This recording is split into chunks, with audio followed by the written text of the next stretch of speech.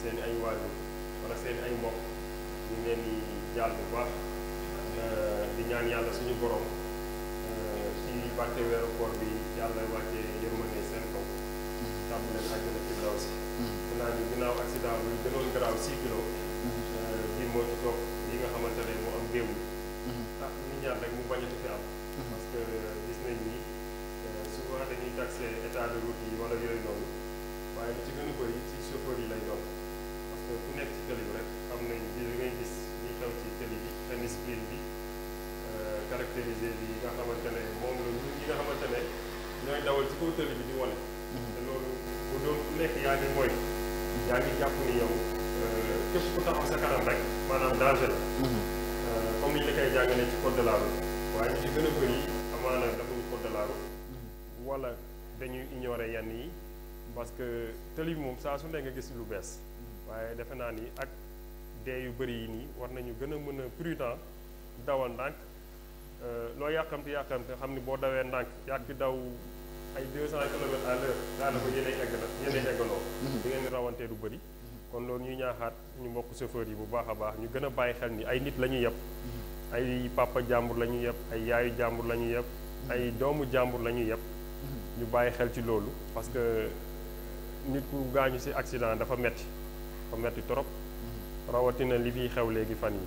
di delluwaat aussi di jaale ki nga xamante ne mooy suñu ministre di ministre département bi muy Ismaïla Madior Fall di ministre de la justice moom tamit démb dafa ñàkk papaam waaw ñu koy jaale bu baax a baax tey la woon sarax bi sax day jaale di jaale waa Tëngéej yëpp di jaale mbokkam yëpp di ñaan yàlla suñu borom yàlla wàccee yërmande ci kaw papaam boobu di Madior Fall yàlla ko suuf Tëngéej sedd ci ay yaxam incha allah. Mouhamed ci loolu rek ñun tamit ñuy fédéral suñu jàll ci nga xam ne tey mooy ministre de la justice Mouhamed pour gën a avancer rek tey est-ce que jàppoon aussi tamit état bi laxisme la am ci nga xam ne tey ci problème accident de circulation yi am parce que tamit jëloon nañ fi 23 mesures. yow gisoon nga ko ñu waxoon aussi tamit yi nga xam ne tey mooy vétusté véhicule yi aussi ñu gis tey ay bus yoo xam ne dañuy am pratiquement plus de 50aine d'années aussi tamit nga gis ñi nga xam ne tey mooy car Ndiaga Ndiaye soo xoolee car rapide amatul fenn. est-ce que loolu yëpp aussi tamit favoriser wul tey ci nga xam ne tey mooy li xew. bon du ma ni déet parce que état bi aussi boo gisee mi ngi renouveler parking bi de véhicules yi boo xoolee tey yaa ngi gis les tata yi nga xamante ne mooy tata yu ndaw yi ba ci fii ñu dëkk nii ci suñu commune ñi ngi ñëw ndànk-ndànk di dugg ci dëkk bi di commencer di remplacer li nga xamante ne mooy oto yu vétustes yooyu ngay wax oto yu yàgg yi ay clando yoo xamante ne def nañ plus de 50 ans wala genre yu demee noonu di daw ci tëli bi ba léegi yoo xam ne seen organes yi daanaka dee nañ bu yàgg lu dal seen kaw wala ñoom lu ñu dal seen kaw rek maanaam danger la ñooñu tey boo xoolee ñi ngi renouveler parking bi ndànk-ndànk ba ci tata yooyu ngay wax ba ci kaaru Ndiaga Ndiaye yi ngay wax ak car rapide yëpp moo nga boo xoolee ñi ngi en voie de disparition lépp ndànk-ndànk la affaire yi par étape la parce que lépp mënul ñëw rek sotteendoo ci benn bés mais li nga xamante ne état bi tamit am na ci part de responsabilité benn côté waaye man lu ci gën a bëri population bi lay taxé mbir mi parce que tey ku nekk bu jàppoon ni yow boo jógee da nga war a ñibbisiwaat sa kër génn si jàmm ñibbisiwaat si jàmm defe naa ni di nga dawal ndànk di nga aussi sàmm li nga xamante ne moom la yàlla teg sa loxo muy oto boobu waaye bu ñu bëggee jël lépp di taxer souvent l' état day xaw a métti état di am part de responsabilité mais ñun aussi ñun ñi nga xamante ne ñooy population bi aussi dañuy war a xool suñu bopp am benn maturité bi am benn état d' esprit boo xamante ne foo génn rek dinañ xam ni kii responsable la. mais Mouhamed est-ce que nekkul tamit comme li ñuy wax nangu bi ñu leen nangul aussi tamit soo xoolee ginnaaw bi fi transporteurs yi waxee ne dañuy grève c'est parce que tamit dafa bëri contrôle ci yoon bi état teggi tànkam aussi. ñu ñëwoon na fal yéen ñu dégg ci 23 mesures yi. ñu ne pneu yi foog ñu xool qualité pneu yi nga xam ne dafay dugg. qualité aussi tamit âge voiture yi fii. âge oto yi fiy dugg. tey mu nekk loo xam ne yooyu yëpp aussi est-ce que nekkul tamit responsabilité dañ koy mujjee centraliser rek nee na ñoom ñooy reculer face à la pression des syndicalistes transporteurs. waaw état am na fu muy toll foog mu reculer du mën a sax recul la mais day alléger rek day wàññi. mais est-ce que état parce que war na reculer Mouhamed. non du reculer moom laa lay expliquer nii état jël na 23 mesures bi accident bi amee à 6 kilos accident bu metti bi waaye tey chauffeur yi aussi am nañ seen gis-gis parce que ñoom ñooy xëy ci tëli bi ñooy nekk ci tëli bi. chauffeur yi aussi jàpp naa ni ñoom bëgguñu aussi di def ay accident parce que accident kenn du ci mucc ñoom ñiy dawal ñoom ñoo gën a nekk en danger waxatuma laak ñi nga xamante ne ñoom la ñu yóbbu ñoom ñooy passagers yi donc état bi lu mun mooy teg ay mesures d'accompagnement comme li nga wax noonu ñuy vérifier ci état de route yi di vérifier aussi ci li nga xamante ne mooy maanaam oto yi comme ni nga ko tuddee léegi pneu yi nga xamante ne moom la ñu teg pour oto yi mën a daw normal parce que gis nañ pneu yu ci gën a bëri du doon ay pneu yu baax te accident yu gën a bëri aussi seen pneu dañuy def ay tonneau seen pneu yi toj wala dara ñu amati équilibre ñu mujjee saaraan wala ñu mujjee dajanteeg beneen oto.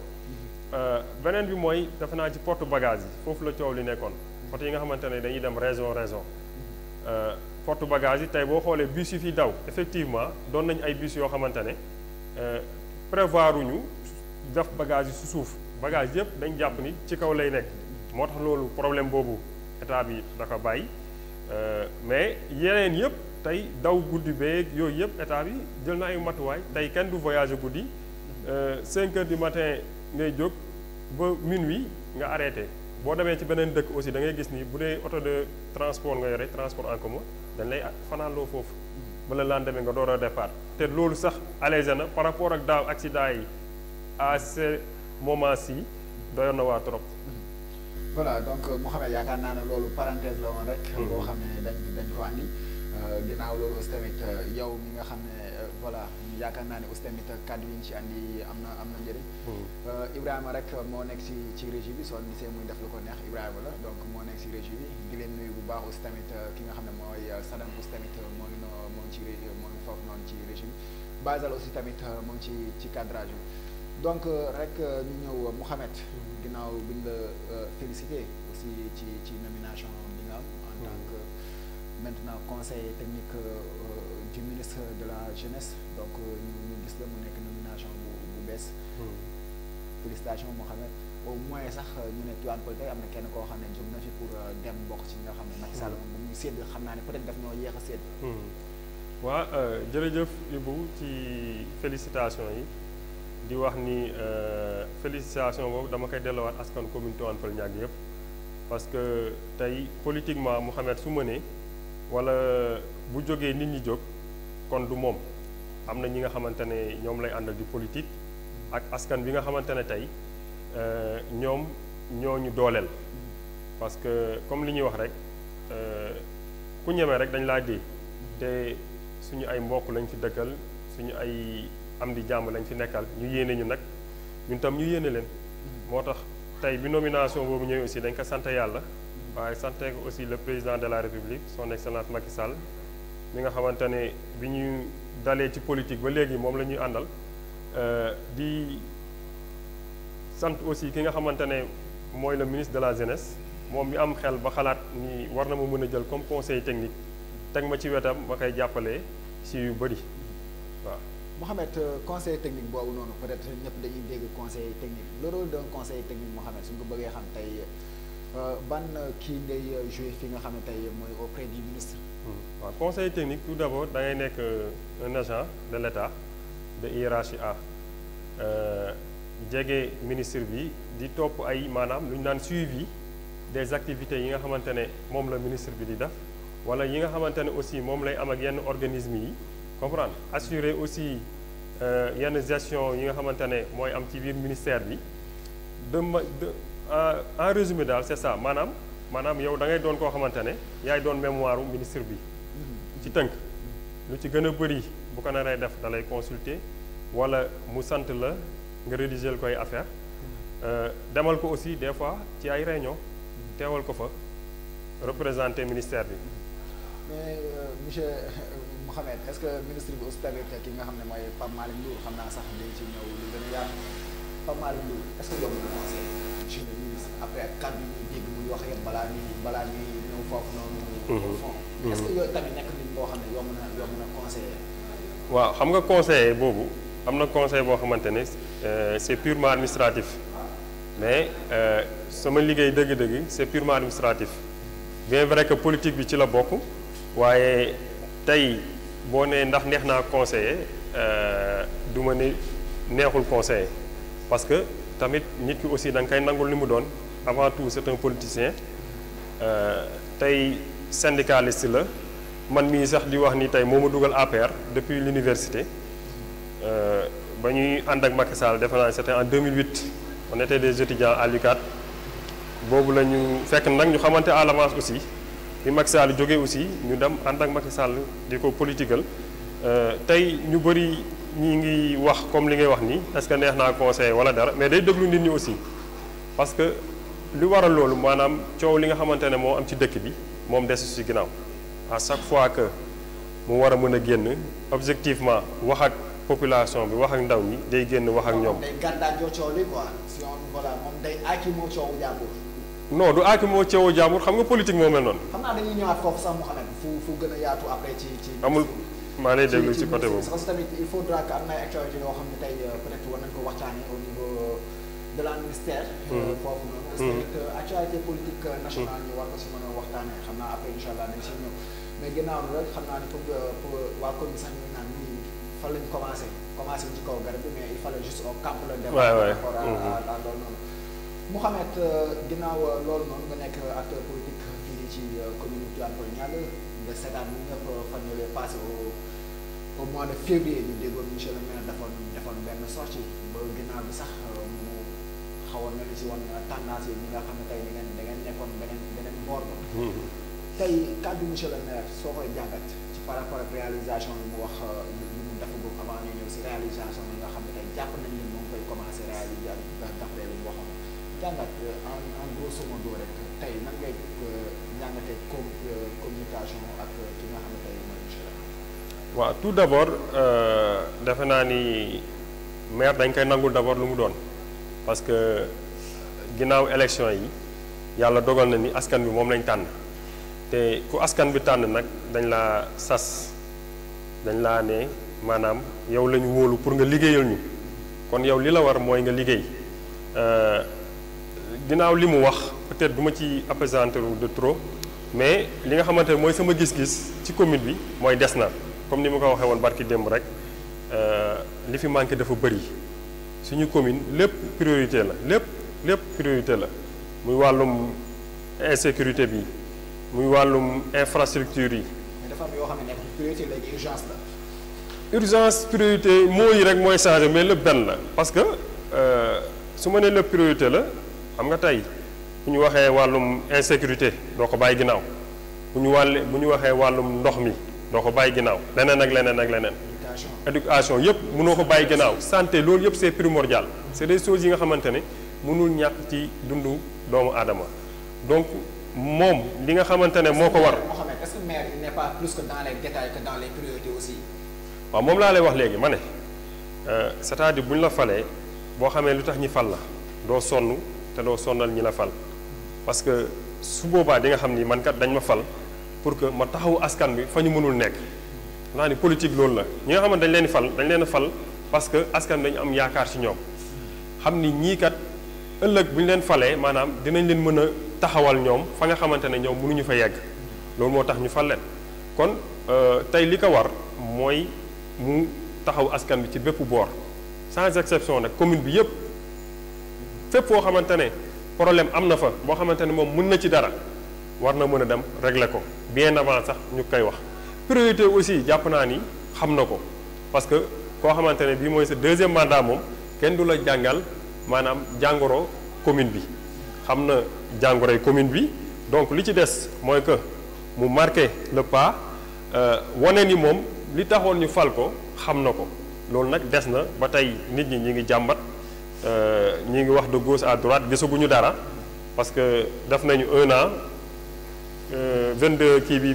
bi passé 22 février bi passé def nañ 1 an def nañ 1 an 1 mois donc at yi dafa gaaw donc at yi du la xaar ku temps dul xaar nag yow waroo xaar ñu la naan defal lii wala defal laa. mais est-ce que depuis après élection yi jàpp naa ne waxtaan ngeen ci seen wàllu politique après loolu dañ si ñëw seen langue politique est-ce que après élection yi législative élection locale yi plutôt bi ngeen pare est-ce que Mouhamed tongaan ngeen waxtaan ci ñoo xam ne ay urgence dëkk bi la man je ne préfère pas wax priorité sax parce que aussi tamit y a des urgences yi nga xam ne dafa ci mu génn si détails yi mu nekk mu jublu si urgence yi nga xam ne dafa taxaw est-ce que waxtaan ngeen ci bon du ma ne déet parce que de toute façon li nit ñi aussi di réeree mbir mooy que ni après politique ñun ñëpp ay nit lañ te am nañ ay relation maak Khalil Ibrahima mun nañ bañ a bokk gis-gis waaye ginnaaw nag intérêt commune bu taxawee ñun ñëpp dañu war a toog waxtaan parce que man li ma bëggoon mooy defaral sama askan moom aussi moom la bëggoon moo tax mu dem ci élection yi jongante yàlla may ko ndam waxtaan nañu comme li ma la wax léegi rek priorité yi moom xam na ko man dum ko jàngal tey exemple laay jël lu mel ni Tivaouane Peulh xam nañu lycée bi priorité la ah xam nañu ni ndox bi priorité la xam nañu dégager voie bi priorité la. comprendre taxaw fa tuuti rek Mouhamed ginnaaw bu ñu waxee waxu lycée ba moom mu ne pratiquement fay nañ impasse ba pare travaux yi day ñëw seen son bi Ibrahima voilà donc ñu gis rek tey moom mu wax ci priorité yooyu noonu mu wax tey ci lycée moderne bi nga xam ne fay nañ impasse yi ba pare tey ñu gis jusqu'à présent mu noonu ci deuxième trimestre année bi lay démarrer nga dégg sax ki nga xam ne mooy coordinateur absolument moo leen mu ne Tivaouane Peulh pour seen lycée yelloowuñu tey 1 hectare 500 tey yow loolu ban jàng bi si am yelloo nañu 1 hectare 500 lycée bi taxawaay bi. waaw parce que yéexul aussi tamit monsieur le maire ci taxawaay am non yéex moom am na yéex kenn du ne amul parce que tey loo xamante ne président annoncé na ko depuis 2016 lors du conseil décentralisé bi nga xamante ne moo amoon au niveau du département de Rufisque man ma bokkoon ci ñi ko teewe woon yéex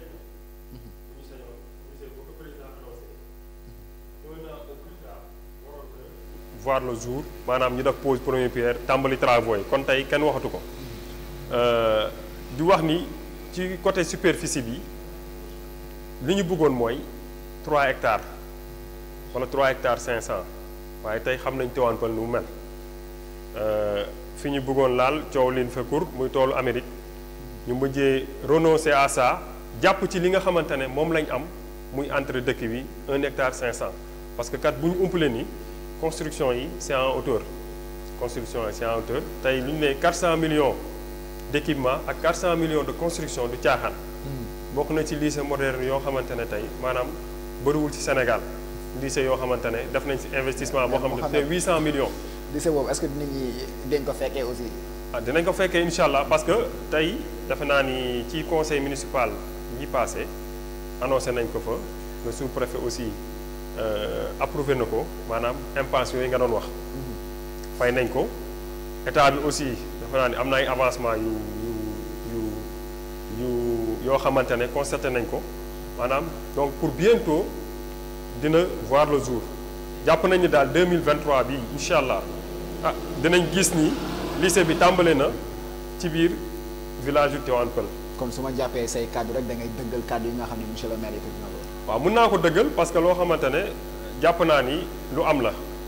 lu am la ba ñu annoncé ko fépp ba ñu wonee papier yi aussi nit ñi gis ñi nga xamante ne xool nañ loolu xam nañ ni en réalité am na avancé te pour bientôt lycée bi dinañ ko commencé. xanaa kay yéex a tàmbali bi rek la ñuy jooy. Mouhamed commune bu toll ne Tivaouane Peulh Niaga même si que on parle d'un lycée moderne à Tivaouane Peulh est-ce que tamit benn lycée war na doy fii nii soo jëlee population bu toll ne Tivaouane Peulh Niakhouroup Niaga Peulh Déni Géej Déni fi nga xam ne mooy bën na ba aussi ñu baal ma rek balaa ma naan Déni bi. voilà donc tey nga xool population boobu yëpp soo amee lycée moderne donc cela veut dire que ñun ñëpp dañuy rier vers le lycée moderne aussi. waaw mais du benn lycée rek moo fi am. parce que ñàgg pratiquement seen lycée avancé na bu baax a baax moom mooy sa déwén xam naa dinañ fa jàngee mi ngi ci extension ñàgg bi te loolu yéen avec vos caméras mun ngeen dem visiter ko c'est benn partenariat boo xamante ne defe naa su ma juumlee ay espagnol lañ ñoo ko tabax à ñàgg ci extension bi lycée boobu taxaw na ba pare donc tey comme li nga wax léegi bu doon benn lycée rek moo fi am même lycée moderne boobu ñëw du tax coow li jeex du tax xale yi mën a épanouir mën a jàng normal mën na nekk dans de très bonnes conditions comme ni ko seen yeneen morom yi nekkee feneen parce que tey lycée mixte bii ku nekk gis nañ lu fi xew classe pédagogique yi ak classe yi nga xamante ne maanaam mooy classe normale yi bokkul parce que da ngay gis tey ñoo xamante ne ay nomades la ñuy doon li ñuy tuddee nomade maanaam dañuy wër ay classe tey yàlla dogal na ñun visite jàngewuma ci lycée bi mais visité naa lycée bi xam naa li fa xew ba ñu jàppale woon leen sax ci ay matériel informatique dimbali woon nañ leen jox leen 40 ordinateurs via notre partenaire Khadim ñu koy nuyu bu baax un gars très sympa te xam naa ni pour bientôt aussi am na lu muy waajal su ko defee ñu jéem a xool naka lañ leen di defaree foofu benn salle en informatique boo xamante ne dina permettre élèves yi di nekk foofu parce que salle ba nga xamante ne sax moo defoon ordinateur bi classe la mujj doon donc ordinateur yi daanaka amu leen njëriñ te tey dañu toll ci monde bi nga xamante ne c'est le monde du numérique maanaam tey doon étudiant mënoo manipuler ordinateur dafay yéeme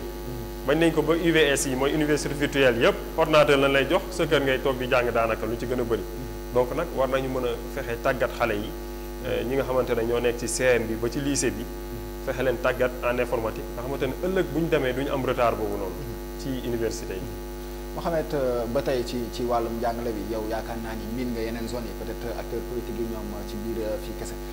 soo demee zone bi nga xam ne tey mooy Déni Géej bun na ba aussi tamit nga gis situation bi même si que ñoo ngi jéem a taaba dafay ay classes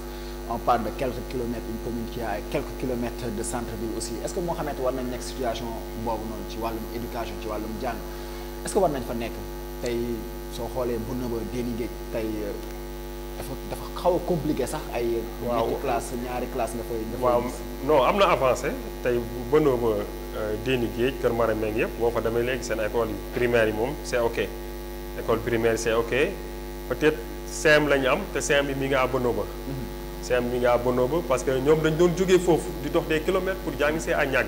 donc tey defe naa ni 2 ans de cela ñoom ñi ngi campé foofu lycée daal moo fa manqué pour le moment. parce que tey boo xoolee village yooyu c'est collé. bënoo ba Kër Marème meeg Déni Géej benn la rek amatul sax daanaka léegi espace parce que léegi habitation bi jël na espace yëpp ay tool léegi dañ leen di compter foofu donc ñoom li nga xamante ne aussi moom la waa Tivaouane Peulh am moom lay Tivaouane Peulh am muy lycée moom la ñàgg am aussi muy lycée ñoom jàpp naa ni fii ak at yi di jëm at yi ñuy jëm war nañoo mën a am lycée parce que population bi toll na foofu élèves yi aussi toll nañ foofu. Mohamed voilà yaakaar naa ne loolu moo nekkoon volet éducation mais aussi tamit santé nga nekk ki ci yëngu bu baax. nga gérer pratiquement sax gestion wu fi nga xam ne mooy poste de santé bu Tivaouane Peulh. ñu gis aussi tamit bon ñu gis fan yi keroog bi ma doxantoo foofu. bi may waajal ak émission yi yow ma gis ay réflexion yu fay am si on peut comprendre aussi nan la réflexion yooyu di demee aussi tamit xam nga peut-être ñi comprendre. loolu tamit ñu ñëw ci volet santé dans la commune un peu partout aussi. waaw loolu dem ci sawar a wax parce que yàlla dogal na depuis 2011 maa ngi ci poste de santé bi di delluwaat njukkal rek ki nga xamante ne di ko ñaane aussi yàlla suuf oyof si koom muy Ba Lamine Sow ki nga xamante ne moo nekkoon suñu président di wax ni santé bi tey am na ay amélioration comme ni nga ko waxee comité de gestion lañ yore tey ku xool poste de santé Tivaouane Peulh démb ak tey xam nga ni am na avancé bien vrai que population bi yokku na tey niveau district la ñu waroon wax yàlla dogal aussi comme ni nga ko waxee léegi maay trésorier bu district de Sangalkam bi nga xamante ne moo polarisé Tivaouane Peulh commune Tivaouane Peulh Niague commune Bambilor ak commune Sangalkam ma bokk si ñi nga xamante ne ñoo njëkk a doon foofu comité bi ñu dénk wàllum gestion bi foofu aussi tey boo xoolee yenn matériel yi ñu amul woon yëpp ñi ngi koy am tey am na ay ophtalmo am na ay centre d'analyse ak yooyu yëpp yi nga xamante ne nga daan jéggaane dem ba ay Youssou Mbargane wala feneen ak feneen tey wala dem ay Kër Massar bu la neexee tey nga dem Sangalkam mais loolu ñun buggee wuñ ko noonu ni ñu ko buggee mooy tey population Tivaouane Peulh commune Tivaouane Peulh Niague toll na fi nga xamante ne dépassé na largement les 5000 habitants yi nga xamante ne tey moom la ñuy jaglee pour poste de santé donc district la ñu war a am secondaire loolu ñu ngi ciy dox nag ñu ngi ciy dox bu baax a baax xam naa ni daal incha allah am nañ ci yaakaar aussi nii dana sotti beneen bi mooy comme li nga wax tey poste de santé wu Tivaouane Peulh laa mën a wax gis nañ ni bâtiment yi ñu ngi leen di réfectionné gis nañ ni aussi logement bi nga xamante ne mooy nekkoon logement ICP bi. madame Faye ñu koy saluer de passage ak suñu sage-femme Amina ak personnel bi fay liggéey yëpp ñu leen di nuyuwaale de passage. gis nañu logement boobu commencé nañ ko tabax logement boobu nag comité de santé bi moo koy tabax dégg naa ñuy wax souvent ñu naan ci mbedd bi wala yooyu noonu ñu naan mairie bi moo koy tabax mairie bi tabaxu ko pour le moment nii xaalisu poste bi mooy tabaxaat loolu. loolu aussi bëgg naa mu leer ci bopp ñëpp nii fu mu toll nii. xaalis bi poste bi am na xaalis bu mu mën a tabaxee ay bâtiment. am na xaalis bu mu mën a tabaxee bâtiment waaye. ak état doonul xaalis boo xamante ne maanaam day taxaw maanaam tey mën nañ ne li nga xamante ne moom la ñu état bi ameloon ci bu mu fayee poste bi ci lañ jël tàmbali loolu waaye loolu mënta eggali bâtiment bi ku nekk xam na ni bâtiment léegi dafa cher ça vaut des millions et des millions. donc mais ñun du ñu toog di xaar nag comme ni ko gars yi di defee dem di uti ji balaa ngay dem di uti ji yow da ngay poser acte ñu dañoo ne nañu poser acte bu poser acte nag ba pare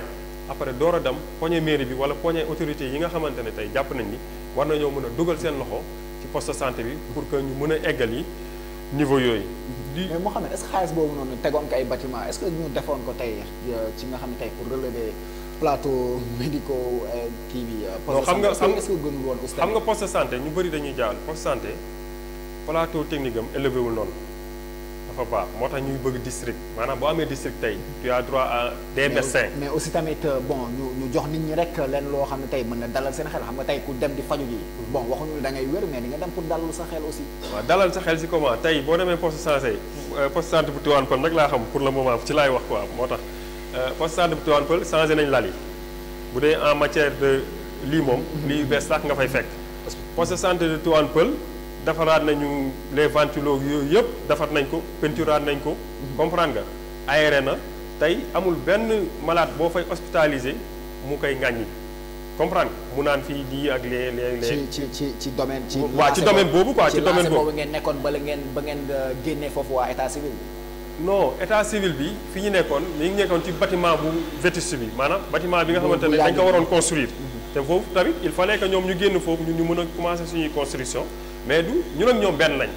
parce que tey mutuelle de santé ak li nga xamante ne mooy poste de santé kenn mënul dem bàyyi sa morom. mutuelle de santé day liggéey pour askan bi indil poste de santé bi poste de santé bi am si benn pourcentage moom aussi mu am si benn pourcentage avantage bi loolu la kon ñun mënuñu leen dàq foofu wala dara waaye dafa fekk ni tey ñu soxla woon foofu pour construire ko te construction boobu lu tax ñu def ko mooy ki nga xamante ne mooy suñu ICP fi mu dëkk tey poste bi moo koy fay loolu xam nga charge de plus la pour nga wàññi charge boobu pour tamit nga permettre ko moom mu am benn efficacité ci liggéeyam mu jege malade yi parce que tey guddi bu jotee amul sécurité boo ko wooyee bu ko neexee mu ñëw bu ko neexee du ñëw parce que heure de travail am mooy 8 heures ba 17 heures loolu mooy heure de travail am donc te bu nekkee gisoon nañu ay jamono bi muy dëkk ci biir poste bi n'importe quelle heure boo ko fëggee day génn muy madame Faye ñu koy saluwaat de passage di rafetlu liggéeyam bu baax comme ni ko population bi yëpp di rafetloo. waaw jàmbaar la parce que ba mu ñëwee ba léegi gis nañ ay jéego yu muy teg gis nañ ay avancement tey ci qualité de soins bi ci qualité aussi d'accueil bi personnel bi parce que ay temps ñu ngi doon jooy accueil bi mais ñun à chaque fois que de besoin dañu réunir rek suñu personnel de santé waxtaan ak ñoom xamal leen ni askan bi moo tax ngeen nekk fii donc da ngay ni te ku nekk ci santé moom jàpp naa ni foog nga am xol bu yaatu bu amul xol bu yaatu rek maanaam di nga def musiba wala nga wax fa nit dara loo xamante ne malade bu ñëwoon di faju bëgg a faju ànd ak meram ànd ak léppam mu ñëw sippi la meram yow nga delloo ko rek malade boobu yokk nga ko feebar donc accueil bi dafa am solo trop foofu moo tax bu ngeen gisee bu ngeen seetloo changé nañ accueil bu baax a baax fexe nañ ba nit ñi xam lan moo leen fa yóbbu liggéey moo leen fa yóbbu jaamu yàlla moo leen fa yóbbu bu ñu paree bu ñu ñibbee seen kër yi nag lu leen neex mën nañoo def foofu. mais yéen a ngi xalaat aussi tamit améliorer pharmacie bi. waaw pharmacie bi population bi aussi tamit dañ ciy wax. non pharmacie bi tamit ñun li ñu mun mooy def suñuy commande de médicament pharmacie bi dafa am ay normes maanaam PNA nga xamante ne mooy programme national d'approvisionnement en médicaments tey ñun duñ jënd direct maanaam day jaar ci district bi district Sangalkam ñun lu amul district mënuñu ko am parce que foofu la ñuy commandé directement te da ngay fay ñu door la jox garab yow nga ñëwaat door a jox ñi nga xamante ne ñooy malaat yi garab koo ci bindal prescrire ko mën nga ko jaay mais am na yenn garab yoo xam ne tamit poste de santé du ko jaay parce que loo gis rek dañ ko conventionné am na garab yoo xam ne pharmacie rek nga ko mën a amee. tey nag ñi ngi nuyuwaale de passage Moussa parce que tableau lumineux yooyu ngeen gis tey benn bi nekk en sous forme horizontale ak beneen bi taxaw yépp moom moo ñu ko baaxee loolu ñu koy nuyuwaale muy la pharmacien Moussa ñu koy nuyuwaat di ko sant bu baax a baax ci geste boobu mu def tey jëlaat na pharmacie bi gën a jege poste bi am na ay jamono bu nit feebaree ñi nga xamante ne ñoo leen di faj foofu soit infirmiers yi wala les assistants les ASC dañu daw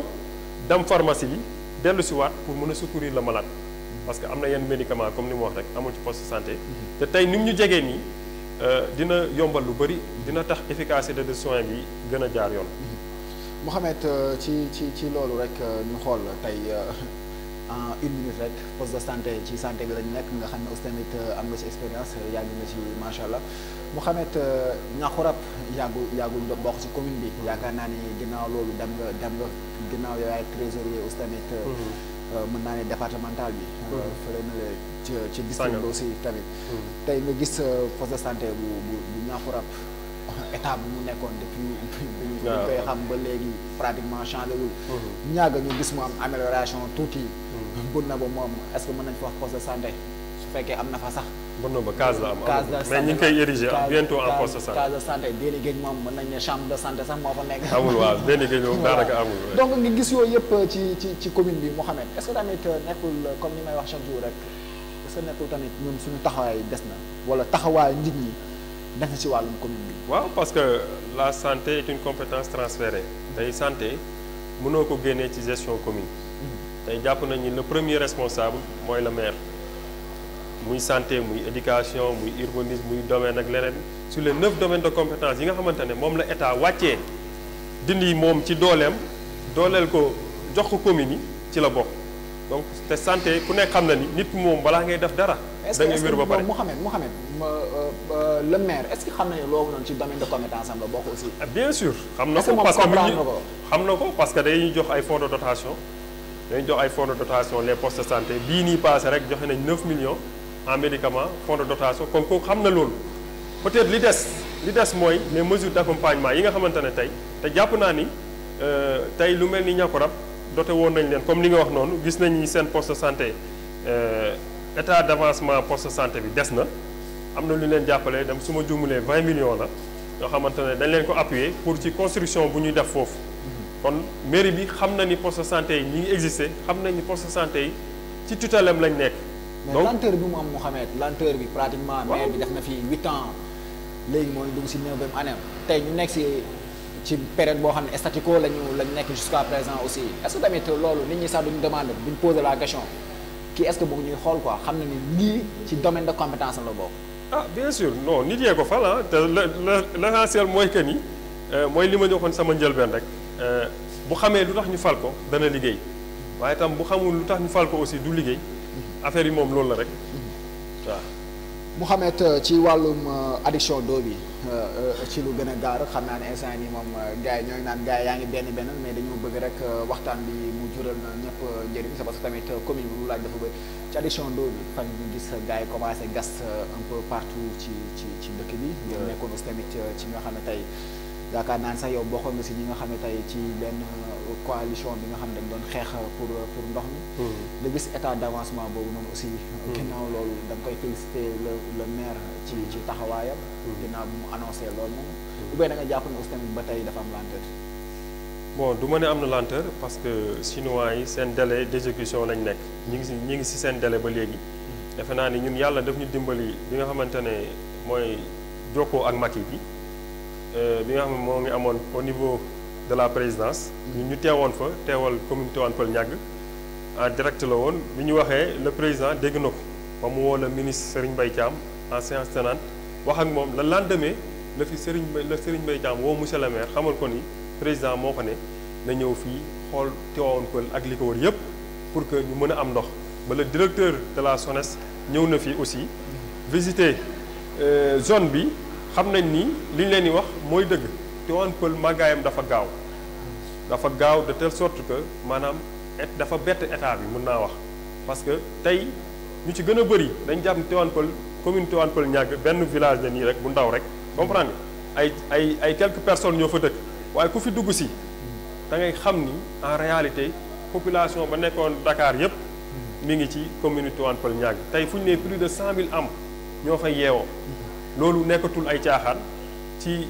parce que tey boo xoolee en terme de population mun naa ne Tivaouane Peulh mooy 3e commune Tivaouane Peulh Niaga mooy 3e wala 4e au niveau du département de Rufisque ci commune yu gën a peuplé donc loolu mënatuñ ko négliger négligence boobu nag bokk na ci tey ñàkk ndox bi bokk na ci manque d'éclairage bi fépp peut-être am na mais des na lu bëri manque de sécurité bi parce que tey ñiy jaajëfalaat le commandant Ba bu Tawfekh loolu poste la poste dafa am ay normes yoo xamante ne waaw couloir donc ñun bu ñu sañoon tey compagnie la ñu am comme Kër Massar lu mu am dañu am compagnie wala ñu am brigade bu ñu mënee am sax police doole si Kër Massar ñu fa bëgg a defaat encore benn compagnie de police aussi waaw moom laa même bu ñu mënee am commissariat de police sax doole si dana baax parce que ku nekk gis na insécurité galopante bi nga xamante ne moo nekk fii si suñu commune moo nekk ci rawatina fii ci Tivaouane Peulh fi ñu dëkk à chaque fois mën naa ne nit ñi ngi ci danger comprendre nga à tout moment mën nañ la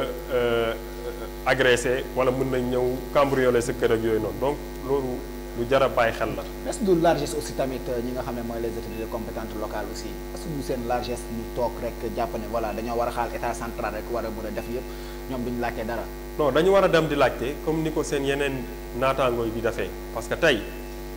ñëpp a soxla Sénégal commune yëpp dañoo soxla tey état jàppale leen waaye waroo toog rek di yàcc ni yasar di xaar état ñëw indi la ndimbal defe naa ni kuy xaar loolu sa commune du gaaw a dem loolu nag ñoom war nañ mën a am xel boobu xam ni tey du dara la ñuy xaar pour que état indi leen mais ñoom ñoo war a dem jëli ji li ñu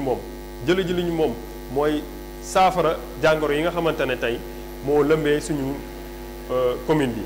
lenn aussi ñu koy féliciter di marché moderne bi nga xamante ne ñu ngi koy tabax ëmpale woon ci cité Tawfekh di premier échantillon bi nga xamante ne tey ci Sénégal mën nañ ne fii lañ ko def am marché bu moderne lay nekk bu am commodité yu bëri dina am ay espace de jeu dina am aussi ay place su banque ak yooyu yëpp te ku nekk xam na ni commune Tivaouane Peulh Niaga moom rafle na banque ay institut financière ñoo fi nekk yoo xamante ne tey ay microfinance ñoo fi nekk donc tey soxla nañ ay banque nga xamante dootoo jégaani fii di dem ba ay Kër Massar wala yooyu noonu. monsieur le maire promettoon aussi tamit ouverture bi du yàgg dara. waaw loolu aussi Promoville bi aussi ñi ngi féliciter état bi aussi bu baax a baax. Mouhamed ci Promoville bi la ñu bëggoon ñëw Mouhamed. Promoville li nga gis nii noo koy tuddee Promoville ou bien benn donation kese la parce que tamit loo xam ne tey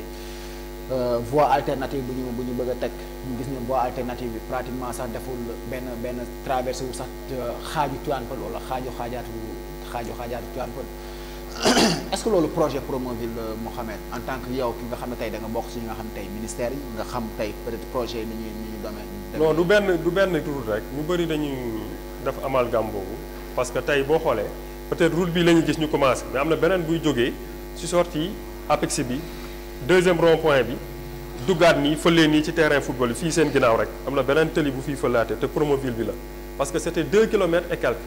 li ñu def fii motul sax ay 1 kilomètre et quelques donc cela veut dire que des na beneen tëli bi boo xamante ne dina dugg nii fële ci terrain football bi jaar nii fële APEX mu doon des routes secondaires loolu dañ koy saluer d'abord waaye doyul lu tax doyul ñu dëkk Tawfekh Sokabek ku nekk xam ne état de route bi bu nawet bi ñëwee dañuy sonn dootuñu am fuñ jaar te jàpp naa ni état bi tamit ñi ngi ci loolu waa su ma juumree loolu waa Azurite ñoo ko war a defar te ñi ngi ci jéego yooyu te jàpp nañ ni fii balaa nawet bi jeex dinañ commencer travaux yi ba mu mën a egg route boobu aussi mooy continuer damaat ba ñàgg fëlee ci route de Lac Rose bi nga xamante ne léegi jonction dina am entre les villages loolu aussi day doon loo xamante ne bu ñëwee dañ koy saluer te lu war a mën a gaaw la aussi parce que population bi soxla nañ ko. route secondaire boobu noonu ñu gisoon monsieur le maire bu ñuy waajal élection mu jël Tivaouane Peulh yëpp xëpp ko ay xor. mu xëpp Tivaouane Peulh yëpp ay xor donc est-ce que aussi tamit warul ne bon actuellement nii gis nañu dañoo barré fi nga xam ne mooy pratiquement voie secondaire bi ëppoon doole Tivaouane Peulh mu am tey fi nga xam ne ci voie principale bi dafa am embouteillage bu bëri est-ce que tamit waru woon xalaat ni tey waa ou bien waa Promoville seen ay techniciens waru woon xalaat ni balaa ñu tëj benn voie secondaire dañoo war a ubbi beneen ba pare pour nit ñi mën a vaquer seen occupation normalement. waaw xam nga ni suñu village bi bindoo la village bi dafa bindoo boo xamante ne maanaam issue yi bëriwul maanaam fi ñu mën a jaar ay route secondaire bëriwu fi boo xoolee voie boobu rek moo fi voie principale boo xamante ne xaw na am espace tuuti mu xaw a yaatu mais boo xoolee deuxième voie bi may wax ci ginnaaw dafa tuuti. dafa tuuti tey moo jógee poste de santé bi pratiquement jaar buntu kër Pa Touré moom laa lay wax non loolu day fekk nga yore oto boo xamante ne mën na suuf parce que am na fooy egg suñ comme monsieur le maire tali piste de production yi loolu lañ ko mën a tuddee su ko xëppaat non moom laa lay tey piste de production yi am na lu mu jur mooy inondation am na yenn buntu yoo koy def da ngay créer inondation tey lu mel ni côté Moulay da baax daawul taa mais ndox bi tey bu tawee rek foofu kenn du fa jaar ndox bi da lay yem ba sa oom yi comprendre donc am na foo xamante ne mën nañ fa def loolu mais am na mënuñu ko fa def parce que tey lu àndul ak assainissement du yomba drainer ndox bi day delluwaat ci biir kër jàmbur te kat doo defar pour que ñii bég waaye ñeneen ñi duñu bég dafa naan booy defar da ngay defar pour ñëpp bég pour ñëpp kontaan ci li nga xamante ne moom nga def ñu mën laa tàcc waaye kat nga defar dara nga loraale ay doomu jàmbur loolu moom c'est à éviter quoi. Mouhamed ci loraange boobu noonu gis nga yow yoon bi ñu bëgg a defar fii mooy bi ñuy wooye sax tali karo peut-être wutal nañ tur ba pare voilà ñu yàgg dégg tur boobu noonu est-ce que nekkul loraange bi muy jur mu ëpp sànq yaa ko souligné amul assainissement ñu gis aussi tamit voilà fële na la ci Moulay Dabax ndox bi fa lay versé cette fois-ci mu war a versé yow sa route principale mooy buntu kër maire ku mu njaay nekk ki nga xam ne peut-être bàjjal la si yow wala yaay la si yow mu war a ndox bi yëpp war a versé foofu entre foofu ak fi nga xam ne tey mooy ko ñu ñoom Cheikhou Sow Moulay Dabax ko ñu yooyu noonu li des yëpp war a versé wu aussi tamit fële na la mooy ci teenu buur pour ne pas citer de nom est-ce que tamit du poser problème mal bu muy poser mooy ëpp solution bu muy andi donc c'est plus des conséquences que waaw mën na nekk mën na nekk parce que tey man li nga xamante ne moom la dégg si ñoom mooy que dinañ def des pentes de telle sorte que ndox bi dina versé wu yéegaat ci tëli principal bi mais comme bas fond bi ngay wax fii wetu kër maire Coumba Ndiaye loolu du yomb foofu parce que tëli bi foofu lay tourné ñëwaat jëlaat tëli bi fëlewaat parce que continué wul quoi continué wul jaar noonu dem suñu côté kër wala mu continué jaar ni dem ci armeel yi dafay tourné waat ñëwaat ci route principale bi foofu la tëli bi yam comme genre chute d'eau la waaw léegi loolu pour man mairie bi nga xamante ne ñoo fi nekk war nañu mën a prévoir loolu parce que tey bu nawet ñëwee gestion des inondations yi war nañu mën a jël ay camions citernes mettre leen à la disposition de telle sorte que ndox bi bañ di yàgg foofu sinon à défaut bu ndox bi yàggee foofu rek dina yàqal ñu bëri ba li nga xamante ne moo nekkoon njëriñu tëli yooyu dootul amati efficacité li nga xamante ne moom moo taxoon ñu def ko parce que route secondaire yooyu aussi quoi qu'on puisse dire dina am ñu mu arrangé dina arrangé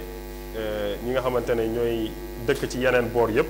waa quartier Bawol tam ña ngay kaas barki démb laa fa jógee ci benn conférence ñoom aussi bëggoon nañ tëli bi jaar seen yoon dugg noonu fële ña ko rab mais dama naan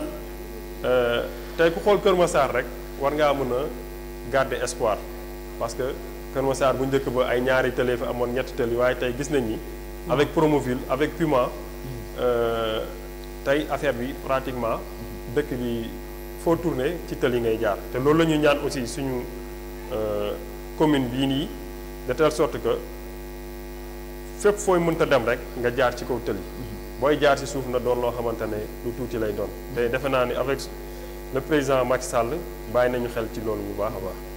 Mouhamed xam naa peut-être waa ñaaga suñu seraane dañu naan Mouhamed moom ren dafa aaki moo Tivaouane Peulh kese quoi c'est parce que tamit est-ce que projet bi aussi bon moo ngi Tivaouane Peulh yaakaar naa ne mooy phase pilote bi est-ce que tamit gënuñ war nañu mën a gën a baral jéego yi ba mën a relier ay dëkk yu bëri aussi tamit. waaw moom laa wax sànq xam nga tey lii maire moo décidé ak son conseil ne nañ ñu ko dugal Tivaouane Peulh parce que Tivaouane Peulh boo xoolee ni mu màggee yeneen village yi màggee wuñ noonu ni mu surpeuplé yeneen village surpeuplé noonu li nga xamante ne mooy embouteillage bi fiy am amul fenn tey chaque ngoon boo wàccee 18h moom balaa ngay romb télé bi rek mën nga fay def ay 15 minutes 20 minutes te loolu yoon mais Niakoulrab aussi tamit gis nga situation bi fa nekk. non bokkul en terme de population en terme de Niakoulrab aussi tamit soo xoolee tey ñi emprunté voie principale bi tey non dañ koy emprunté waaye nit ñi dëkkuñu fa dañ fay romb foofu route de passage la mais fii ñi fiy dugg si ñëpp fii lañ dëkk soit yaa ngi dëkk bi Tivaouane Peulh soit yaa ngi dëkk Sokabek wala yaa ngi dëkk Tawfekh wala yaa ngi dëkk sax ñàgg parce que fii mën nga fi relier dem ñàgg wala Namora ak yooyu yëpp moo tax VDN bi nekk fii aussi. waaw VDN 4 bi xam naa pour bientôt dinañ ko commencer li ñuy wax daal mooy infrastructure dara doyagu fi état bi na xam ni li fi manqué dafa bëri te loolu nag moom rek moo ñu si mën a dimbali parce que tey bu ñu nee tëli état la ah donc état bi rek moo ci mën a jàpp pour que commune bi mën a am ay routes secondaires yu bëri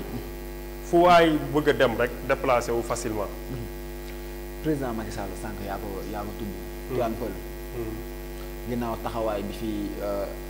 te APR am taxawaay boobu noonu nga nekk responsable APR aussi est-ce tamit nekkul dafa ginnaawal commune bi aussi tamit moom en personne pour ne pas dire le maire aussi tamit ñu dégager responsabilité maire. président de la République est-ce que nekkul dafa ginnaawal Tivaouane Peulh sax. ci commune bi lu tax ginnaawal bi quoi. c'est parce que soo xoolee tey Mouhamed. peut-être tey. à part élection législative yi nga xam ne après dañ si ñëwaat tey élection depuis mu nekkee président de la république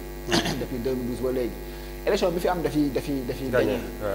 ñu nekk situation bii nii ñu war a wax tey Promoville mu ñëw en 2023 tey bi ñu lancé ay tali yoo xam ne peut-être bon bëriwul ci travaux nga ñëw tey mooy yaa ko wax adduction d'eau mu xaar ba war a mën a woo ministre bi aussi tamit nga gis tey Tivaouane Peulh bëri ay litige foncier tey nga gis ay titres yu bëri aussi tamit titré woon nañ ko mu taxaw daal di dafa mel ni day taxaw di seetaan commune bi nga xam ne tey peut-être ci commune yi nga xam ne moom fa la ëppee doolu ci Dakar aussi parce que nekkul gannaawal aussi ak ñàkk wet bon du ma wax loolu parce que président d'abord mi ngi fi pour Sénégalais yëpp pour commune Sénégal yëpp la fi nekkal pour population wu Sénégal yëpp la fi nekkal li may wax mooy yéex na ñëw gestu parce que tey lu mel ni Promoville bi comme li ma wax sànq waroon na dugg si bu yàgg lu mel ni marché ba la ñuy defar fee waroon na ñëw bu yàgg lu mel ni lycée bii nga xamante ne dafa guñu pose première pierre bi waroon na ñëw lu yàgg parce que lycée bi aussi c'était en 2016 li fi waroon am bëri na pour man dafa am benn laxisme bu fi am laxisme boobu nag moom moo répercuté ci kaw parce que état bu waxee dara dafa war a am suivi mais su amul suivi rek tey li nga war a li nga xamante ne moom moo la warloo ak moom du yomb yow nga jot si kon